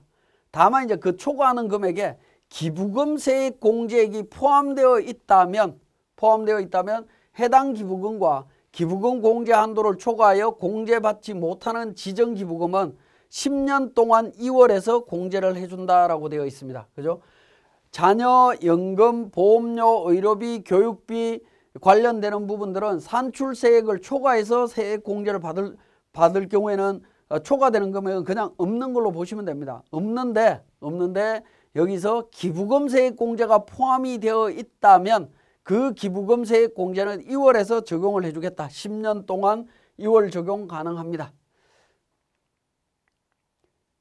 자, 그 다음에 그 내용을 갖고 한번 적용을 해보시면 기부금 세액 공제 미적용 시 2월 공제 사례라고 있어요. 자, 근로소득 산출세액이 100만 원 나왔습니다. 자녀세액공제 30만 원, 연금계좌세액공제 50만 원, 특별세액공제 적용해 보니까 150만 원입니다. 우리사주조합 기부금 100만 원, 정치자금 기부금 9,909원입니다. 자, 기부금 세액공제 150만 원 이렇게 있다라는 겁니다. 자, 언뜻 보기에도 자녀세액공제부터 시작해서 다 더하면 100만 원이 넘죠. 이런 경우에 어떻게 되느냐 하는 건데, 첫 번째 자녀세액공제 30만 원 적용하고 나면 산출세액에서 빠지면 70만 원이 남죠. 70만 원이 남는데 특별세액공제로 들어가게 되면 70만 원 공제하고 나면 나머지 금액 초과되는 금액 있죠. 소멸합니다. 소멸하고요. 우리사주하고 정치자금 기부금은 전부 다 소멸합니다. 2월이 안 된다라고 했죠. 소멸을 합니다. 연금계좌세액공제는 어떻게 되느냐? 연금계좌세액공제는 원칙적으로 불공제가 되겠죠. 당연히 불공제가 됩니다. 100만 원에 공제를 할 수가 없기 때문에 공제가 되는데 다음 연도에 공제가 가능하다라는 겁니다. 올해 공제 못 받은 금액을 연금사업자한테 내년에 납입한 것처럼 처리해달라고 요청을 하면 다음 연도 납입금액으로 해서 다음 연도에 적용받을 수 있습니다. 그러고 난 뒤에 기부금 세액공제는 어떻게 됩니까? 150만 원을 산출세액에서 공제하려고 했는데 한 푼도 공제를 못했죠. 그죠? 당연히 불공제되면서 10년 동안 2월 공제 받을 수 있다라는 겁니다. 그러니까 산출세액을 초과하는 여러 가지 세액공제들 중에 기부금 세액공제가 포함되어 있다고 하면 10년 동안 2월이 되는 부분이고요. 연금계좌세액공제도 포함이 되어 있다고 하면 그 부분은 다음 연도로 2월에서 납입금액으로 해서 처리하실 수 있다라는 부분으로 보시면 되겠습니다. 자, 지금까지 우리 그 기부금 세액공제 관련되는 부분 정리했습니다. 예, 이번 시간에는 연말정산 실무 교재 275페이지 연말정산 추가자료 입력과 관련되는 부분이 되겠습니다. 자, 인사급여 근로소득 관리에 연말정산 관리에 연말정산 추가자료 입력과 관련되는 부분인데요. 자, 연말정산을 진행할 때 연말정산을 처음 우리 세무사랑 프로를 통해서 진행하시는 분들은 연말정산의 진행 순서가 어떻게 되는지 또 궁금해 하시는 분들이 있습니다. 그런 분들을 위해서 간단히 말씀을 드리면 우리 메인 화면의 맨 위에 왼쪽에 보시면 가로로 세 줄 되어 있는 메뉴가 있죠. 자, 이 메뉴를 클릭하시게 되면 하단 부분에 뉴젠 랩이라고 하는 메뉴가 있습니다. 중간에 뉴젠 랩이라고 하는 부분을 클릭해서 찾아봅니다. 자, 뉴젠 랩이라고 하는 부분을 클릭해서 찾으신 다음에 뉴젠 랩을 큰 화면이라고 하는 부분은 오른쪽에 팝업창 오른쪽에 세 가지 아이콘이 있는데 두 번째 있는 부분을 클릭하고 화살표를 바깥으로 오른쪽으로 안쪽으로 되어 있는 부분을 클릭하시게 되면 큰 화면으로 나옵니다. 그리고 뉴젠 랩이라고 하는 왼쪽에 있는 제목 옆에 화살표를 눌러보시면 연말정산이라고 나오죠. 연말정산 순서는 기초정보 입력, 명세서 작성, 추가자료 입력, 마감해서 신고 과정을 이 흐름 속으로 흘러간다라고 보시면 되겠습니다. 이 순서대로 작성하실 수 있다는 거 한번 기억을 하시고요. 자, 276페이지가 되겠습니다. 연말정산 추가자료 입력에서 소득명세 부분이 되겠습니다. 그러면 연말정산 관리에서 추가자료 입력 메뉴로 들어갑니다. 자, 추가자료 입력 메뉴로 들어가서 기본적으로 보시면 계속근로자, 중도, 총괄 관련되는 부분이 있습니다. 중도 부분은 송화지 직원과 관련되는 부분인데요. 5월 25일 날 퇴직했기 때문에 중도 퇴직자 연말정산 진행했던 부분이 있죠. 급여자료 입력 쪽에서 설명드렸던 부분입니다. 그 내용이 이미 반영이 되어 있고요. 계속 직원 같은 경우에는 F3번 전체 사원이라고 하는 부분이 있습니다. F3번 메뉴를 통해서 전체 사원을 불러와서 반영을 하시면 됩니다. 그러면 이제 직원이 반영이 되어 있을 거고요. 그 직원들에 대한 연말정산 내용들을 직원들별로 하나하나 파악해서 입력하시면 됩니다. 자, 중도 계속 근로자의 경우에 오른쪽에 보시면 소득명세, 부양가족, 신용카드, 연금저축 로마 숫자 1번, 연금저축 등 로마 숫자 2번, 월세, 주택, 임차, 연말정산 입력 관련되는 내용들이 있습니다. 자, 순서는 소득명세부터 해서 순서대로 입력을 하시면 되겠는데요. 기본적으로 소득명세는 우리 급여자료 입력에 입력되어 있는 급여자료가 자동으로 반영이 된다라고 보시면 되겠습니다. 여기에 백두산 직원은 우리 그러니까 인정상여 부분이 추가되어 있는데 이 부분은 제가 인정상여 설명드릴 때 미리 추가를 했기 때문에 반영이 되어 있습니다. 그 내용을 삭제를 하고요. 나머지 내용들은 1월 달부터 12월 달까지 급여 대장의 내용이 자동으로 반영이 된다라고 보시면 되겠습니다. 그리고 직원 중에 근무지가 2 이상인 경우나 재취직자의 경우에는 종근무지나 전근무지에 대한 근로소득 원천징수 영수증을 반영해야 되겠죠. 우리 안기부 직원 같은 경우에 삼성이라고 하는 회사에서 2,200만 원하고 상여금 800만 원 이렇게 받은 내용들이 있습니다. 자, 그 부분을 반영하실 필요가 있습니다. 그 내용은 우리 277페이지에 있는 근로소득 원천징수 영수증의 정보 내용을 확인해서 처리를 하시면 됩니다. 자, 이렇게 처리하실 때 주의하실 부분은 276페이지에 있는 세액명세 중에 73번 결정세액란을 정확하게 잘 보고 판단해야 된다라는 거 한번 설명을 드린 적이 있는데요. 기억을 하셔야 되겠습니다. 우리 사례 부분으로 말씀을 드리면 298페이지하고 300페이지의 내용이 나와 있는데 그러니까 안기부 직원에 대한 종근무지 소득과 관련되는 부분입니다. 동그라미 74번 결정세액이라고 해서 98만 원 있는 부분이 있죠. 그 부분을 하단 부분에서 입력을 하도록 되어 있다라고 보시면 되겠습니다. 맨 하단 부분에 98만 원 들어가 있고요. 그 다음에 건강보험료, 고용보험료, 국민연금 관련되는 부분 301페이지에 근로소득 원천징수 영수증상의 내용이 있습니다. 그 내용 반영을 했습니다. 자, 우리 근로소득 원천징수 영수증에 있는 내용들 중에 우리가 필요한 내용들은 277페이지에 있는 그 표에 굵은 선으로 제가 표시해 놨죠.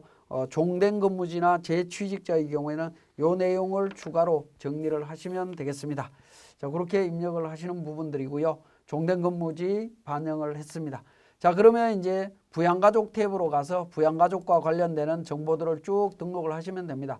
자, 이 부양가족 등록과 관련되는 정보는 기본적으로 우리 사원 등록에서 등록했던 부양가족 명세 탭이 있죠. 여기에 등록했던 부양가족 정보가 자동으로 반영이 된다라고 보시면 되겠습니다. 자, 자동으로 반영이 되고요. 이 부양가족을 기준으로 해서 하단 부분에 보시면 자료 구분이라고 해서 국세청 기타 또 자료 구분이라고 해서 국세청 기타 있으면서 자료 구분의 오른쪽에 보시면 보험료, 의료비, 교육비, 그 다음에 신용카드 관련되는 내용, 기부금 관련되는 내용 정리하도록 되어 있습니다. 그래서 사람 인별로 보험료, 의료비, 교육비, 신용카드 관련되는 정보들을 쭉 등록을 하시면 됩니다. 그렇게 되면 하단 부분에서 합계로 해서 보험료, 의료비, 교육비, 신용카드 금액, 합계 금액을 확인하실 수가 있습니다. 특히 안기부 직원 같은 경우에 우리 교재 사례를 통해서 한번 보시면 사례는 이제 301페이지가 되겠는데요. 298페이지가 되네요. 안기부 직원, 부양가족, 안기부, 이미숙, 안철이, 안영이 있습니다. 2020년도, 안영이는 2020년도에 입양했죠. 그리고 둘째 자녀입니다. 그죠? 그래서 출산 입양의 둘째로 표시가 되어 있고요. 자, 보험료 관련되는 부분에서 건강보험료나 고용보험료는 급여 대장상에 있는 부분 자동으로 반영이 되어 있습니다. 자, 일반 보장성 보험 관련되는 부분, 여기 노란색으로 되어 있는 부분 있죠. 이 부분에서 더블 클릭을 하시게 되면 보험료 등 공제 대상 금액이 나옵니다. 자, 국세청 자료면 보장성 보험료 100만 원 국세청 자료로 입력을 했습니다. 자, 그 다음에 그러니까 의료비 관련해서 본인 의료비 100만 원 있죠. 그래서 의료비 100만 원 입력을 합니다.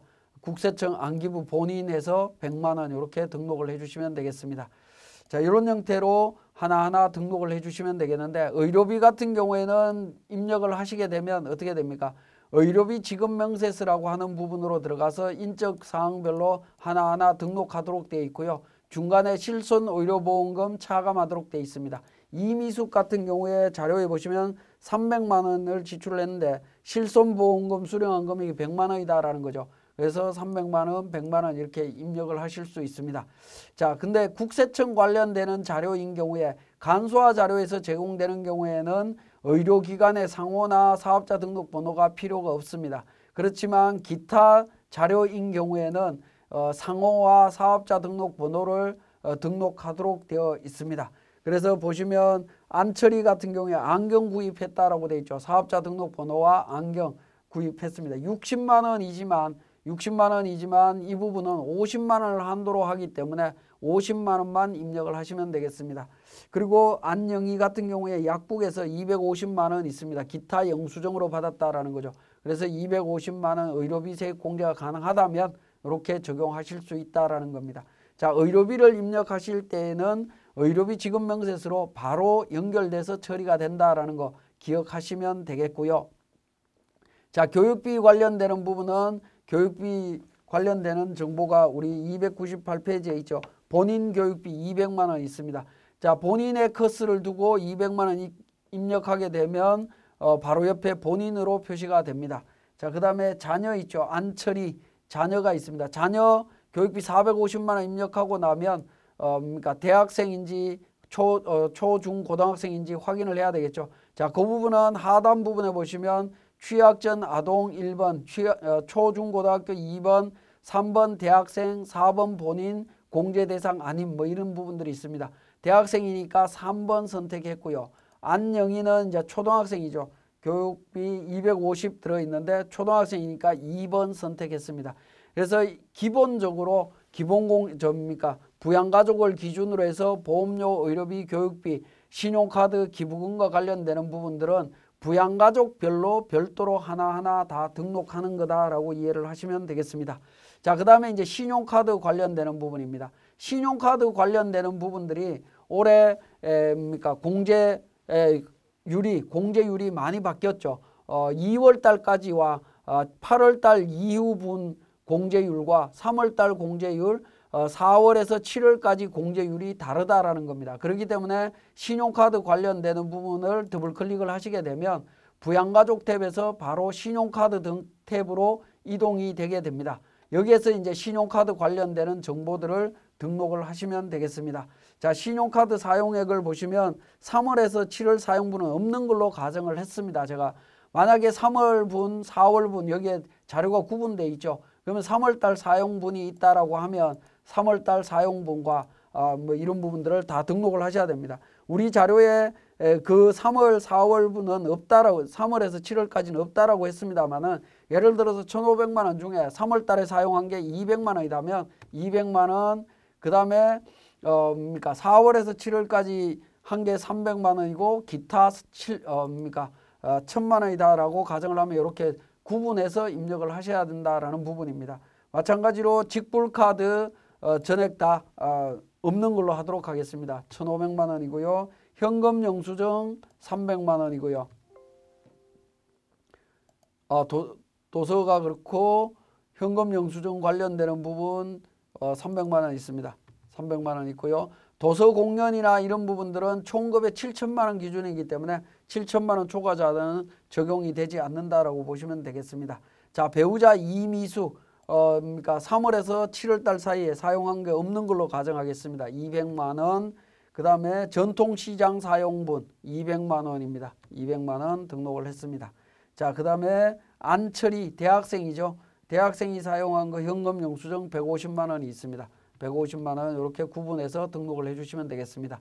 자, 연말정산 신용카드 관련되는 부분에 있어서는 자, 지금은 제가 예를 든다고 하나하나 이제 세부적으로 입력을 했습니다만은 이 부분은 이제 간소화 자료에서 내려받은 자료를 바로 업로드 시키면 자동으로 반영이 된다라고 보시면 되겠습니다. 자, 신용카드 관련되는 정보는 이렇게 등록을 하고요. 다시 부양가족 탭으로 옵니다. 자, 부양가족 탭으로 오면 신용카드 등록하고 난 이후에 기부금 관련되는 부분이 있습니다. 자, 기부금 관련되는 부분이 있는데요. 기부금 부분에서 더블 클릭을 하시게 되면 노란색 부분에서 더블 클릭하시게 되면 기부금 관련해서 기부자에 대한 인적 사항별로 해서 등록하도록 되어 있습니다. 본인 기부금 해서 안기부 200만 원이죠. 200만 원에 국세청으로 해서 등록이 되어 있고요. 자, 그 다음에 이미숙해서 종교단체 기부금이 있습니다. 이미숙 쪽으로 가서 종교단체 기부금을 보면 배우자 부분 보시면 100만 원 등록되어 있죠. 그 다음에 안철이 관련되는 부분도 마찬가지로 50만 원 등록이 되어 있습니다. 기부금 명세도 의료비 관련되는 부분과 마찬가지로 기부금과 관련되는 부분도 기부금과 관련되는 란에다가 더블 클릭을 하시게 되면 기본공제 대상자 기준으로 기부금 명세서가 자동으로 작성이 된다라고 보시면 되겠습니다. 자, 이렇게 등록을 하실 수가 있고요. 자, 그 다음에 기부금 관련해서는 사실은 기부금 입력이라고 하는 탭에서 기부금을 등록하고요. 기부금 조정이라고 하는 부분이 있습니다. 이 기부금 조정 쪽에서 관련되는 부분을 세액공제 금액 계산하시면 됩니다. 자, 공제 금액 계산이라고 있죠. 하단 부분에 공제 금액 계산이라고 하는 부분을 클릭하셔서 불러오기를 통해서 정리를 합니다. 불러오기를 통해서 정리하면 해당 기부금이 나오고요. 기부금 관련되는 부분이 있고 공제 금액 반영해 주시면 되겠습니다. 자, 이때 보시면 자, 불러오기를 통해서 정리를 한 다음에 공제 부분 반영하게 되면 계산된 공제 금액을 기부금 조정에 당해연도 공제 금액에 반영할 거냐, 기입력된 부분에 대해서는 삭제되고 확인해 달라라는 멘트 있습니다. 읽어보시면 되겠고 정리하실 수 있습니다. 그런데 여기에 이제 기부금 관련되는 부분은 실질적으로 이월된 기부금이 있다라고 하면 이 화면에서는 수작업으로 관리를 하셔야 됩니다. 하셔야 되지만 실질적으로는 기부금 관련해서 2월 금액까지 관리를 하시려고 하시면 이렇게 이제 기부금만 입력을 하신 다음에 간소화 자료 다음에 있는 연말정산 추가자료 입력이라고 하는 밑에 보시면 기부금 명세서라고 있습니다. 기부금 명세서를 별도로 실행을 시키신 다음에 안기부 직원 관련되는 기부금 확인하실 수 있고요. 기부금 조정에 들어가서 공제 금액 계산이라고 해서 계산을 하시면서 불러오기를 통해서 정리를 하시면 됩니다. 정리를 하시면 전체 내용을 기부금 세액 공제라든가 2월 기부금까지도 확인하실 수가 있습니다. 자, 2월 기부금은 우리 백두산 직원과 관련되는 부분인데요. 자, 2월 기부금은 전년도 CF12이라고 하는 전년도 불러오기라고 하는 부분이 있습니다. 전년도 2월 금액 불러오겠느냐라는 부분입니다. 예라고 누르게 되면 전년도 18년도 기부금 2월 금액이 불려져 옵니다. 이 부분은 이제 백두산이라는 직원이 과거부터 계속해서 우리 세무사랑 프로를 통해서 우리 회사에서 연말 정산을 했을 때 이 자료가 나올 겁니다. 그런 상태에서 공제금액 계산 쪽에 가서 불러오기를 통해서 적용을 하게 되면 18년도 기부금과 관련되는 부분과 세액공제 관련되는 부분 확인하실 수 있고요. 공제금액 반영을 통해서 정리를 하게 되면 어떻게 됩니까? 저장하시게 되면 저장하고 종료를 하게 되면 당해 연도 기부금부터 2월 기부금부터 먼저 공제가 되고 그 다음에 당해 연도 금액 중에 공제 못 받는 금액 2월 금액을 확인하실 수 있는 이런 시스템으로 구성이 된다라고 보시면 되겠습니다. 자, 연말정산 추가자료 입력 쪽에서 보시면 부양가족과 신용카드 관련되는 부분에 있어서는 보험료, 의료비, 교육비, 신용카드, 기부금까지 내용을 정리하실 수가 있습니다. 그리고 연금저축 쪽에 가시면 연금계좌 세액공제 이 부분은 이제 퇴직연금 관련되는 부분을 입력하시는 부분이고요.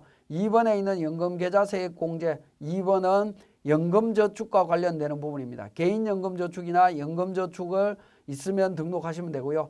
세 번째는 주택마련저축공제와 관련되는 부분 우리 소득공제에서 주택자금공제 관련되는 부분이 있죠. 그것과 관련해서 관련되는 정보가 있다면 등록하시면 됩니다. 우리 안기부 직원 같은 경우에 299페이지에 연금저축 관련해서 보시면 본인에 대한 교보생명, 삼성생명 관련되는 부분이 있죠. 200만 원, 500만 원 등록을 했습니다. 그런데 배우자 이미숙으로 납입한 연금저축 있죠. 배우자 이미숙과 관련되는 부분은 적용할 수가 없습니다. 연금계좌 세액공제는 본인 명의로 된 것만 적용이 되기 때문에 그렇습니다. 그죠? 그 부분 주의해서 살펴보실 필요가 있겠고요. 자, 그 다음에 이제 주택자금 공제와 관련되는 부분입니다. 주택자금 공제와 관련되는 부분은 뒤에서 보도록 하겠습니다. 그 다음에 연금저축 로마 숫자 2번이 있는데요. 장기집합 투자 정권저축에 대한 부분과 중소기업 창업투자조합 출자에 대한 소득공제, 중소기업 창업 투자조합과 관련되는 부분은 벤처투자조합 출자 등에 대한 소득공제로 명칭이 바뀌었습니다. 이거는 이제 나중에 업데이트가 되면 자동으로 변경이 될 내용이라고 보시면 되겠습니다. 그러면 우리 소득명세에서 등록된 정보와 부양가족, 신용카드, 그 다음에 연금저축 관련되는 부분 다 등록이 되었고, 그 다음에 월세주택과 관련되는 부분, 임차 관련되는 정보가 있다면 우리 속리산 직원 같은 경우에 301페이지에 월세 관련되는 부분이 있습니다. 자, 월세 소득 공제만 있다라고 되어 있네요. 그래서 월세 관련되는 부분에 대한 정보를 입력을 했습니다. 유형은 아파트인데 이 유형에 대한 부분은 하단 부분에 보시면 1번 단독주택, 2번 다가구주택, 3번 다세대주택, 연립주택, 아파트, 오피스텔, 고시원 관련되는 정보가 있습니다. 요 내용 확인하시면 되는데 월세액 세액공제는 임대차 계약서를 반드시 확인하실 필요가 있습니다. 임대차 계약서 내용을 확인해서 임대 개시일, 종료일, 연간 월세 금액을 등록을 하시게 되면 세액공제 금액이 자동으로 반영이 됩니다. 그리고 마지막에 이제 연말정산 탭에 가서 세액 계산으로 들어가시면 됩니다. 연말정산 탭에서 세액 계산을 반영하시는 방법은 F8번 부양가족 탭 불러오기라고 하는 메뉴가 있습니다. 툴바에 F8번 부양가족 탭 불러오기라고 하는 부분은 뭐냐면 부양가족과 부양가족 탭에 등록된 특별 세액공제 관련되는 부분, 그 다음에 신용카드 소득공제, 연금저축 관련되는 부분 있죠. 그 다음에 월세 관련되는 부분 내용을 전체 다 연말정산 탭에다가 세액공제로 반영하는 부분입니다. 그래서 F8번 불러오기를 눌러서 정리를 하시면 돼요. 자, F8 부양가족 소득공제 불러오기를 보시게 되면 부양가족 탭에 입력된 보험료, 의료비, 신용카드, 기부금 지출액을 연말정산 탭에 반영한다라는 겁니다. 자, 유의사항은 63번 기부금 지출액은 기부금 명세에서 기부금 조정 탭에 해당 연도 공제금액을 반영한다라고 되어 있습니다. 그래서 기부금 명세서를 정확하게 만든 다음에 확인 버튼을 누르게 되면 관련되는 세액 공제 내용을 확인하실 수가 있습니다. 그리고 주택자금과 관련되는 부분에 있어서는 별도의 탭이 없었죠. 별도의 탭이 없었는데 이 부분을 하단 부분으로 내리게 되면 장기주택 저당 차입금 이자 관련되는 부분이 있는데 여기에 보시면 노란색으로 이렇게 표시되어 있는 부분이 있죠. 노란색으로 표시되어 있는 부분을 더블 클릭해 보시면 관련되는 세부 내용을 확인하실 수 있습니다. 국민연금 같은 경우에 클릭을 하게 되면 보험료 관련되는 정보를 확인하실 수가 있고요. 건강보험 마찬가지고요. 그 다음에 주택자금과 관련되는 부분, 주택차입금, 원리금 상환액과 관련되는 부분 더블 클릭하게 되면 청약저축과 관련되는 부분, 장기주택저당차입금 이자 관련되는 부분, 주택자금을 등록할 수 있는 난이 있습니다. 우리 300페이지에 주택자금 공제가 있죠. 신한은행의 고정금리 3%고 15년이고 납입금액 35만 원이고 만기 일시상환이다라고 되어 있습니다. 15년 이상이고요. 그죠? 그 다음에 고정금리이면서 비거치식이고요. 고정금리 또는 비거치식이죠. 이 경우에는 우리 15년 이상이고 고정금리이기 때문에 350만 원 여기에 입력이 되는 부분입니다. 기타 대출에 등록하는 것이 아니고요. 350 이렇게 등록해서 확인 버튼을 눌러주시게 되면 소득공제 적용이 이루어지고 있습니다. 내용을 확인하실 수가 있고요. 의료비 같은 경우에도 마찬가지로 관련되는 금액이 있을 때 더블 클릭을 해보시면 난임시술비, 본인 의료비, 관련되는 부분, 실손 의료비 관련되는 부분 정리해서 세액공제 적용한 부분을 확인하실 수가 있습니다. 자, 더 밑에 보시면 우리 신용카드 관련되는 부분이 있죠. 신용카드 사용액 부분이 있는데 42번이 있는데 여기에 더블 클릭을 해보시면 굉장히 복잡한 내용들이 나옵니다. 이산식 기준으로 해서 쭉 계산이 되어 있다라는 부분이죠. 우리가 소득공제나 신용카드 소득공제는 월별로 3월, 4월, 7월, 그 다음에 1, 2, 그 다음에 8월부터 12월 달까지 부분을 전부 다 구분해서 세액공제 다 이루어지도록 되어 있죠. 그 다음에 신용카드와 직불카드, 전통시장 뭐 이런 부분들 다 계산하도록 되어 있습니다. 자, 이미 등록만 하면 우리 세무사랑 프로에서 자동으로 다 계산해 주기 때문에 크게 신경 쓰실 필요는 없습니다. 그렇게 해서 정리를 하시면 처리가 가능하다라고 보시면 되겠네요. 그래서 안기부 직원 같은 경우에는 결정세액이 673만 6,370원이고 기납부세액이 있고 추가납부세액이 197만 6,670원을 추가로 납부해야 된다라는 걸 확인하실 수 있습니다. 속리산 직원 같은 경우에도 마찬가지로 확인하실 수가 있고요. 속리산 직원 같은 경우에 보시면 관련되는 부분들을 내용들을 확인하실 수 있는데 우리 월세 세액 공제가 있었죠. 월세 세액 공제 300만 원 기준으로 해서 36만 원 지금 적용이 되고 있습니다. 자, 속리산 직원 같은 경우 월세 금액을 300만 원 등록을 했었죠. 우리 자료에 300만 원으로 자료가 주어져 있기 때문에 300만 원 기준으로 해서 연말정산이 이루어져 있습니다. 자, 여기에 보시면 이제 연말정산 추가 자료 입력이 완료되고 나면 세액 감면 쪽에 보시면 조세특례제한법 관련되는 부분이 있는데 속리산 직원 같은 경우에 조세특례제한법에 있는 삼각표시 눌러보시면 30조에 대한 부분 눌러보시면 그러니까 중소기업 취업자에 대한 감면이 지금 적용이 되고 있는 것을 확인하실 수가 있고요. 51번에 있는 조세특례제한법 관련되는 부분 클릭해 보시면 경영성과급에 대한 부분이 있죠. 핵심 인력 성과급 500만 원 관련되는 부분이 있습니다. 자, 이 부분은 제가 앞에서 말씀드렸는데 우리 급여자료 입력 쪽에서 처리를 했던 부분이긴 합니다. 12월 달에 제가 이 부분을 등록을 했을 텐데요. 안기부 직원 같은 경우에 성과공유 중소기업 경영성과급 1,000만 원 받은 걸로 가정을 했었고 속리산 직원은 그러니까 성과 보상금 받은 부분 있었습니다. 자, 이런 부분들이 우리 수당공제 쪽에서 처리가 됐던 부분이죠. 감면을 적용받는데 수당공제 쪽에서 비과세 쪽에서 수당명을 검색해서 등록을 하시게 되면 우리 세액 감면 연말정산 때 그 감면을 소득세 감면을 적용받을 수 있다라는 겁니다. 안기부 직원도 마찬가지로 화살표 눌러보시면 1,000만 원에 대해서 세액 감면 적용해서 56만 2천 원 적용받은 것을 확인하실 수가 있습니다. 자, 그래서 우리 연말정산 연말정산 추가 자료 입력 쪽에서 관련되는 정보들이 있을 때 노란색이 있는 부분들을 더블 클릭해 보시면 세부 내용을 확인하실 수가 있고 또 중간중간에 보시면 이렇게 이제 화살표로 화살표가 아니라 여기 그 삼각 표시 있죠. 세모 표시가 있는 부분이 있는데 이 부분들을 클릭을 해 보시면 관련되는 내용들을 세부 내용들을 확인하실 수가 있습니다. 클릭해서 한번 조회를 해 보시면 되겠고요.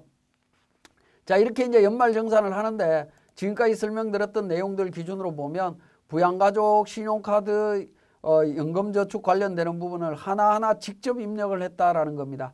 근데 직접 입력하는 것이 아니라 원래는 우리가 국세청 홈택스에서 간소화 자료를 PDF 파일로 내려받았다면 상단 부분에 있는 SF3 연말정산 간소화 PDF라고 하는 부분이 있습니다. 자, 이 부분을 통해서 자동으로 업로드 시키면 됩니다. 근데 지금은 이제 강의하는 이 기간에는 지원 기간이 아니기 때문에 보여드릴 수가 없습니다. 자, 요걸 보여드리기 위해서 제가 그러니까 작업 연도를 19년도로 변경을 해 보겠습니다. 자, 19년도로 변경해서 19년도 기준으로 한번 보도록 하겠습니다. 자, 19년도 기준으로 간소화 자료를 열게 되면 간소화를 누르게 되면 직원 기준으로 간소화 자료를 연동시킬 수 있는 화면이 뜹니다.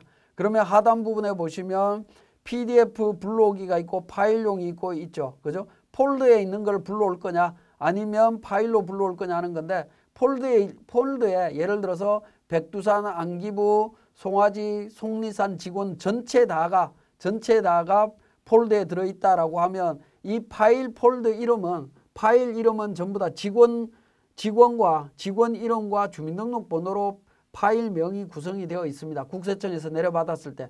그렇기 때문에 파일명을 변경시키시면 안 되고요. 그 내용을 선택하신 다음에 폴더 불러오기를 통해서 폴더를 선택하시게 되면 자동으로 전체 직원이 한꺼번에 다 반영이 된다라고 보시면 됩니다. 파일용으로 불러오는 경우에는 파일 하나하나를 직원별로 선택해서 등록하는 과정이다라고 보시면 되겠습니다. 그래서 주의사항 보시면 PDF 자료 중복 업로드 시 금액이 누적되기 때문에 중복으로 적용이 된다라는 겁니다. 그런 부분들 좀 주의하실 필요가 있겠고 국민연금 건강보험 자료 PDF는 참고용이고 부양가족 소득공제 탭으로 반영은 가능하지만 연말정산 탭으로 반영되지는 않는다. 왜냐하면 관련되는 내용들은 급여자료 입력 쪽에서 급여대장에 반영이 되어 있기 때문에 그 자료로 바로 처리하고 있습니다. 자, PDF 자료 적용 시에 도서공연 항목은 총급여 7천만 원 초과자인 경우에는 신용카드, 직불카드, 현금영수증 항목에 합산 적용이 된다. 7천만 원 미만인 경우에는 도서공연 쪽으로 분류가 되지만 그렇지 않는 경우에는 합쳐서 처리가 된다라는 부분을 확인하실 수 있습니다. 그러니까 연말정산 간소화 자료에서 PDF 자료를 내려받은 게 있다면 우리 세무사랑 프로에서 연말 SF3 연말정산 간소화 PDF라고 하는 기능을 통해서 업로드를 하시면 굉장히 편리하게 연말정산 업무를 진행하실 수가 있습니다. 자, 지금까지 우리 기본적인 연말정산 추가자료 입력에 대한 과정들을 사례를 통해서 정리를 했습니다. 예, 이번 시간에 연말정산 관련되는 원천징수 이행상황신고서 작성하는 과정에 대한 부분 간략하게 정리하면서 연말정산에 대한 추가적으로 정리해야 되는 내용들 우리 세무사랑 프로에서 정리하도록 하겠습니다. 자, 연말정산과 관련되는 부분 잠깐 설명을 드리면 연말정산이 완료되고 나면 근로소득세액에 대한 징수나 환급 방법이 되겠습니다. 일반적인 경우는 21년도 2월 달에 지급할 근로소득을 지급할 때 징수합니다. 추가납부세액이 나오는 경우에는. 자, 예를 들어서 추가납부세액이 나올 땐 그렇게 하면 되는데 연말정산세액이 근로소득 보다 많은 경우는 어떻게 되냐. 추가로 해야 되는 경우는 많은 경우가 되겠죠. 예를 들어서 근로소득이 200만 원인데 연말정산세액이 예를 들어서 300만 원이다. 추가로 납부해야 될 세액이 300만 원이다 라고 하면 100만 원은 다음 달 소득을 지급할 때 징수하도록 되어 있습니다. 그러니까 두 번째 케이스는 거의 드물다라고 보시면 되겠고요. 자, 세 번째 환급액이 되겠습니다. 환급액이 2월분 원천징수세액보다 작은 경우, 예를 들어서 환급금액이 50만 원인데 2월분 원천징수세액이 70만 원이다 라고 하면 어떻게 될 거냐 하는 부분입니다. 그런 경우에는 2월분 원천징수세액에서 환급금액을 차감해서 20만 원만 원천징수에서 납부하시면 된다라는 겁니다. 정산하고 정리한다라고 보시면 되겠네요. 환급금액이 큰 경우입니다. 환급금액이 200만 원이고요. 자, 2월분 원천징수세액이 예를 들어서 70만 원이다 라고 하면 정리하고 난 뒤에 환급금액 130만 원이 되죠. 130만 원에 대해서는 조정환급이나 환급 신청을 통해서 근로자에게 지급할 수 있습니다. 자, 조정환급이나 환급 신청이라고 하는 부분은 어떤 의미냐면 조정환급은 회사 자금으로 미리 근로자한테 제공을 한다라는 거죠. 환급 금액 130만 원 나온 거를 회사 돈으로 미리 직원한테 환급을 해줍니다. 그러면 연말정산한 이후에 어떻게 되느냐 하면 130만 원은 다음 달부터 원천징수하는 세액을 신고는 하되 납부는 하지 않고 환급 금액에 충당을 한다라는 겁니다. 자, 근로자한테 130만 원 앞에서 환급 금액이 나왔죠. 이걸 회사 돈으로 주고 3월 달부터 예를 들어서 3월 달에 원천징수한 금액이 50만 원이다라고 하면 신고는 하되 130만 원에 일단 충당을 합니다. 충당하고 나면 얼마가 남죠? 80만 원이 남죠. 80만 원이 남는 부분도 다음 달에 또 50만 원 원천징수되고 나면 이 부분 또 충당을 하게 되고요. 그 다음 달로 넘어가면 어떻게 되죠? 자, 예를 들어서 3월 달이고요. 이때는 또 4월 달이 되겠죠. 자, 5월 달이 될 겁니다. 5월 달에도 50만 원 원천징수하면 50만 원 충당되고 나면 30만 원 남았죠. 그러면 30만 원 충당하고 난 뒤에 남는 20만 원만 5월 달은 신고하고 납부하시면 된다라는 겁니다. 이런 방식으로 정리하는 것이 조정환급입니다. 그런데 환급 신청이라는 방법도 있을 수 있다라는 겁니다. 요거는 연말정산한 환급 금액을 국세청으로부터 환급받아서 지급하는 방법이 되겠습니다. 그런 경우에는 다음 달부터 원천징수하는 세액을 신고 납부해야 됩니다. 전액 다 납부한다. 즉 국세청에서 130만 원 환급 신청하고 3월 달부터 지급해야 되는 금액 50만 원은 신고하고 납부하시면 됩니다. 신고 납부하는 방식으로 처리가 된다라고 이해를 하시면 되겠습니다. 그러면 조정환급과 환급 신청은 어떻게 선택할 거냐 하는 부분인데요. 선택 방법은 다음 달 원천징수되는 세액 규모와 비교해서 판단하시면 돼요. 다음 달 원천징수되는 세액이 50만 원 정도 규모다. 그러면 130만 원 충당할 때는 한 두세 달 정도 진행이 되면 충당이 다 이루어질 수 있죠. 그런 경우에는 조정환급 방식으로 가시면 되고요. 130만 원을 환급을 해야 되는데 다음 달에 원천징수되는 세액이 10만 원 정도밖에 안 된다. 그러면 13개월 동안 충당을 해야 되는 문제가 생깁니다. 그 정도로 길게 가는 경우에는 국세청에서 환급 신청하는 것이 훨씬 편리하다라고 보시면 되겠습니다. 자, 그 다음에 연말정산 환급 시에 원천징수 이행상황신고서 작성 방법이 되겠습니다. 자, 매월 납부자의 경우에 신고 구분에 매월, 그 다음에 연말 환급 신청이라고 하는 부분을 체크를 하시면 됩니다. 자, 이렇게 이제 환급 금액이 계산이 됐다라고 하면, 원천징수 이행상황신고서 하단 부분에 보시면 일반 환급 당월 조정 세액하고 해서 차기 2월 환급 세액이라고 해서 정리가 되는데 21번에 환급 신청이라고 하는 부분이 있습니다. 262만 2,860원을 환급 신청란에다가 이렇게 기록을 하게 되면 신고할 때 환급 신청으로 처리가 된다라고 보시면 되겠습니다. 자, 이렇게 환급 신청을 할 수 있다라는 거고요. 자, 이렇게 환급 신청을 하게 되면 환급 신청한 경우에는 환급 신청서 부표를 작성하도록 되어 있습니다. 부표는 소득의 종류, 그 다음에 귀속 연월, 지급 연월, 코드 인원 해서 쭉 해서 환급 금액까지 딱 일치되도록 작성을 하셔야 됩니다. 환급 신청을 할 때는 부표까지 작성해야 된다라는 거 기억을 하셔야 되겠네요.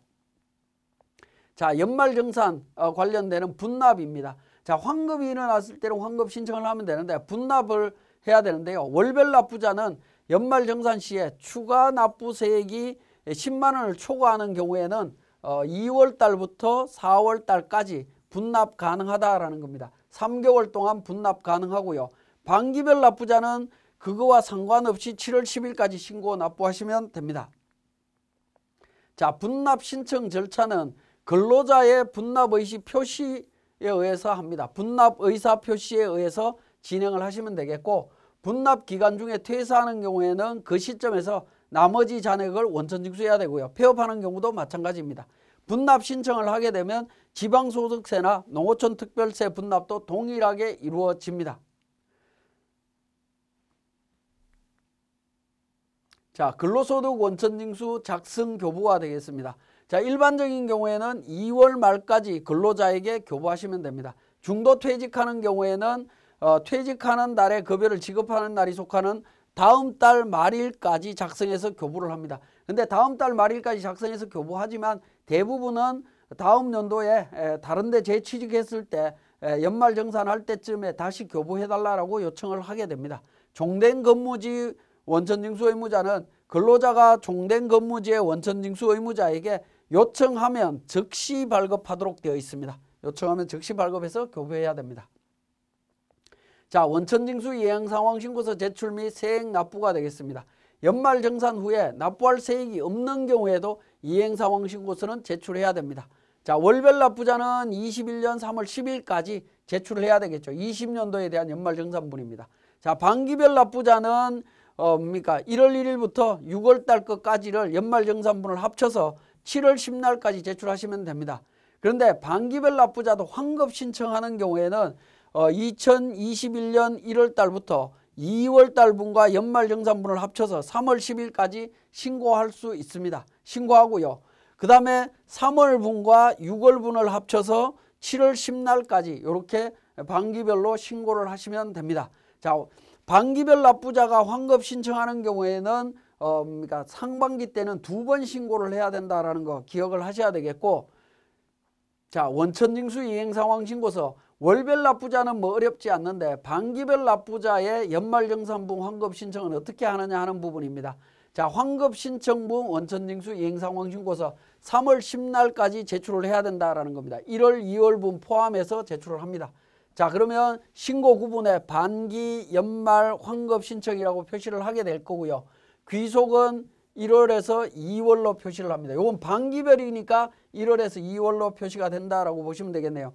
그래서 간이세액하고 연말정산 관련되는 부분을 표시해서 신고를 하실 수가 있습니다. 그래서 3,500원을 환급 신청할 수 있습니다. 자, 환급 신청하고 난 이후에 3월 달부터 6월 달 것까지에 대한 나머지 서류는 어떻게 신고할 거냐 하는 겁니다. 3월에서 6월 달분은 7월 10날에 제출하도록 되어 있죠. 자, 20년이라고 되어 있는데 21년입니다. 자, 반기로 체크를 하시고요. 반기로 체크를 하시고 관련되는 부분에서 자, 요 부분을 주의를 하셔야 됩니다. 자, 귀속과 지급 연월은 1월부터 6월까지로 표시가 된다라는 거죠. 1월에서 6월까지. 3월달과 6월달, 3월달부터 6월달 것만 신고를 하는 것이 아니라 귀속과 직업은 1월에서 6월로 체크 표시를 하시고요. 여기에 10명 중에 10명이고 9만 원에 6,200원이라고 하는 요 세액은 뭡니까? 1월에서 2월분 신고분은 제외하고 작성하셔야 됩니다. 제외한 후에 작성한다라고 보시면 되겠습니다.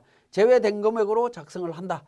귀속과 지급은 1월, 6월로 하되 여기에 실질적으로 신고되는 금액은 1월달, 2월달에 신고된 부분은 빼고 나머지 부분만 반영하시면 되겠습니다.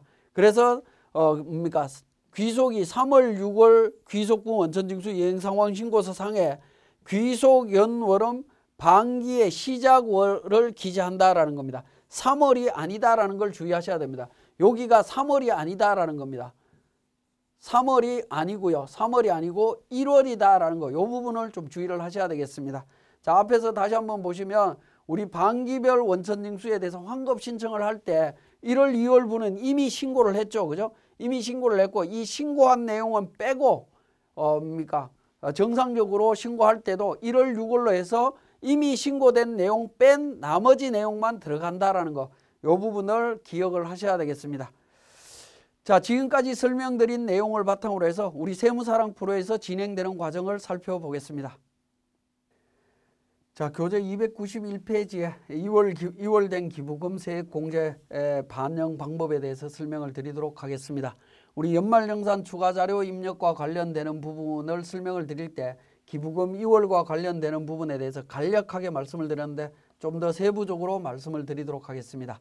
자, 인사급여의 근로소득 관리에 연말정산 관리에 연말정산 추가자료 입력이라고 하는 메뉴가 있습니다. 자, 이 메뉴에서 백두산 직원 같은 경우에 부양가족 명세란에 보시면 기부금 관련되는 정보가 있죠. 여기에서 더블 클릭해서 기부금을 더블 클릭을 해서 기부금 명세 창이 뜹니다. 팝업 창이 뜨는데 거기에 기부자에 대한 기본공제 대상자인 기부자 인적사항을 관련되는 정보를 통해서 등록을 하게 되어 있습니다. 자, 이렇게 등록을 하시고요. 옆에 보시면 기부금 조정이라고 하는 탭이 있죠. 기부금 조정에 가시게 되면 기부금 입력과 관련되는 정보가 반영되어 있는 것을 확인하실 수가 있고 하단 부분에 공제금액 계산이라고 있습니다. 공제금액 계산에서 불러오기를 통해 갖고 반영을 하시고 공제금액 반영이라고 해서 반영을 합니다. 자, 반영을 하게 되면 하단 부분으로 내려보면 종교단체 해당 기부금 1,000만 원 중에 공제 대상 금액과 세액 공제 금액, 공제 초과 2월 금액까지 확인하실 수 있습니다. 저장이 되어 있습니다. 그렇지만 기부금과 관련되는 부분에 있어서 2월 기부금도 있을 수 있는데 2월 기부금에 대한 내용은 우리 이 팝업창에서는 반영하실 수가 없습니다. 일단은 여기에서 저장하시고요. 저장하신 다음에 종료를 합니다. 확인하시고 종료하신 다음에 자, 연말정산 추가자료 입력과 관련되는 부분 창을 닫습니다.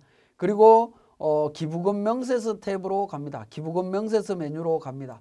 자, 기부금 명세서 메뉴에 가셔갖고 백두산 직원에 대한 등록되어 있는 연말정산 추가자료 입력에서 등록한 정보를 확인하실 수 있습니다. 자, 그리고 기부금 조정 탭으로 넘어가겠습니다.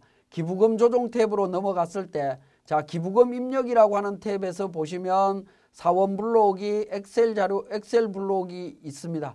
근데 기부금 조정 쪽으로 넘어가게 되면 공제금액 계산 전년도 불러오기라고 하는 메뉴가 있죠.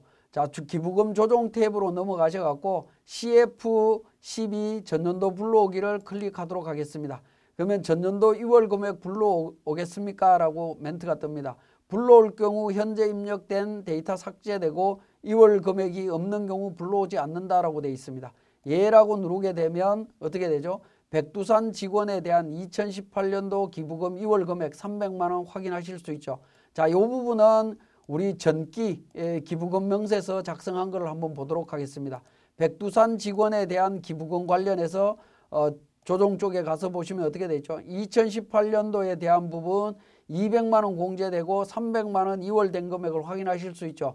전년도 기부금 명세서를 보니까 300만 원 있는데 이 내용을 우리 그러니까 전년도 불러오기를 통해서 반영을 했습니다. 이렇게 반영하신 후에 공제금액 계산이라고 하는 메뉴를 통해서 불러오기 그 다음에 공제금액 반영이라고 해서 반영을 하시게 되면 세액 공제금액이 반영이 됩니다. 자, 2월 금액이 자동으로 반영이 되어 있죠. 그죠? 불러오기를 통해서 반영을 했습니다. 저장하고 종료를 하겠습니다. 종료를 누르게 되면 어떻게 됩니까? 2월 금액에 300이 있다가 당해연도 공제를 하고 당해연도 지출된 기부금 2월 금액이 또 이제 409만 7천 원이 있습니다. 자, 이렇게 기부금 명세서를 별도의 그러니까 기부금 명세서를 작성하신 후에 다시 연말정산 추가자료 입력으로 갑니다. 자, 다시 연말정산 추가자료 입력에 가셔갖고 F8 부양가족 탭 불러오기를 통해서 반영을 하게 됩니다. 자, 반영을 하시면 백두산 직원에 대한 기부금 세액 공제 관련되는 부분 확인하실 수가 있습니다. 1,000만 원 중에 지출 금액 890만 3천 원 공제가 되는 것을 확인하실 수 있죠. 자, 이 부분 더블 클릭해서 보시면 2월 부분에 대해서 반영된 것을 확인하실 수가 있습니다. 자, 기부금과 관련되는 부분은 우리 부양가족 탭에서 기부금 등록하실 때 이 기부금 명세서라고 하는 이 팝업창에서는 2월 기부금을 반영할 수 없었습니다만은 2월 기부금을 혹시라도 반영을 해야 되면 수기로 반영을 하셔야 되지만 우리 연말정산 추가자료 입력이 아닌 기부금 명세서 쪽에서 그러니까 명세서 작성해서 2월 기부금을 자동으로 반영해서 처리하실 수 있다라는 거 기억하시면 되겠습니다. 그것과 관련되는 내용들이 292, 293, 295, 그 다음에 297까지 내용이 설명이 되어 있습니다. 참고로 보시면 되겠고요. 자, 313페이지에 연말정산 관련 원천징수 이행상황신고서 관련되는 내용입니다. 자, 연말정산 추가자료 입력에서 연말정산이 다 완료가 되었다라고 하면 전체 직원을 선택하신 다음에 CF1 작업 완료라고 하는 버튼이 있습니다. 자, 작업 완료라고 하는 버튼을 통해서 완료합니다. 완료하고요. 관련되는 부분을 우리가 신고를 해야 되겠죠. 신고를 하실 때에는 그러니까 자금연도 다음 연도가 되겠죠. 인사 관련되는 자금연도를 2021년도로 변경을 합니다. 2021년도로 변경을 하신 다음에 급여자료 2월달 급여자료 입력을 합니다. 자, 2월달 급여자료 입력을 하실 때 자, 마감이 되어 있는데요. 제가 마감 취소하도록 하겠습니다. 마감 취소하고 자, F7 중도 퇴사자 정산 옆에 보시면 역삼각표 있는데요. 자, 이 부분에서 분납 적용으로 가도록 하겠습니다. 연말정산 반영도 가능하지만 분납 적용을 통해서 반영해 보도록 하겠습니다. 전체 선택하신 다음에 연말정산 자료 불러오기 해서 자료를 불러왔습니다. 그리고 분납 계산 적용을 합니다. 자, 전체 선택하신 다음에 분납 선택하고요. 분납 적용을 합니다. 자, 분납 적용을 하게 되면 백두산 직원은 80만 원 환급이고요. 안기부 직원은 65만 원 분납이 되고 속리산 직원 2만 7천 원 분납으로 해서 처리가 됩니다. 자, 이렇게 반영해서 마감하고 원천징수 이행상황신고서 작성해서 신고하시면 됩니다. 월별 납부자니까 2021년 2월 분으로 해서 처리를 하시면 되겠습니다. 처리를 하시게 되면 분납 적용하겠느냐 예라고 누르게 되면 관련되는 부분 확인해서 처리하실 수 있습니다. 자, 이렇게 정리된다라는 거 우리 교재 313페이지 관련되는 부분이 있고요. 그 다음에 환급 신청 방법에 의한 환급 부분이 되겠습니다. 이 환급 금액 우리는 지금 납부세액만 나오기 때문에 환급 금액이 안 나오죠. 환급 금액이 안 나오는데 환급 금액이 여기에 환급 금액이 나온다라고 하면 환급 금액을 환급 신청란에다가 금액을 입력하시면 됩니다. 지금 환급 금액이 차기 2월 환급 금액이 1,000만 원 정도 나오고 있네요. 1,000만 원 정도 있으면 1,051 910. 자, 이거 보시면 910에서 환급 신청 금액에다가 금액을 입력하게 되면 상단 부분에 환급 신청란이 자동으로 체크되는 것을 확인하실 수 있습니다. 자, 다시 한번 보시면 세액이 환급이 일어나는데요. 종교인 연말 소득 때문에 환급이 일어나는 것 같은데 자, 환급 신청을 한다라고 했을 때 환급 금액을 환급 신청란 21번 란에다가 금액을 입력하게 되면 상단 부분에 있는 환급 신청 부분이 자동으로 반영이 된다라는 겁니다. 체크가 됩니다. 자, 이렇게 등록을 하게 되고요. 환급 신청을 하는 경우에는 원천징수 이행상황신고서 관련해서 환급 신청서가 있습니다. 환급 신청서 관련되는 자료들을 작성을 하셔야 됩니다. 소득 구분, 근로소득이면 근로소득해서 금액들을 입력을 하셔야 되고요. 종교인 소득이면 종교인 소득으로 해서 처리를 하실 필요가 있습니다. 관련되는 정보들을 등록해서 처리하시면 됩니다. 자, 이렇게 이제 원천징수 이행상황신고서 작성해서 연말정산을 마무리하실 수가 있고요.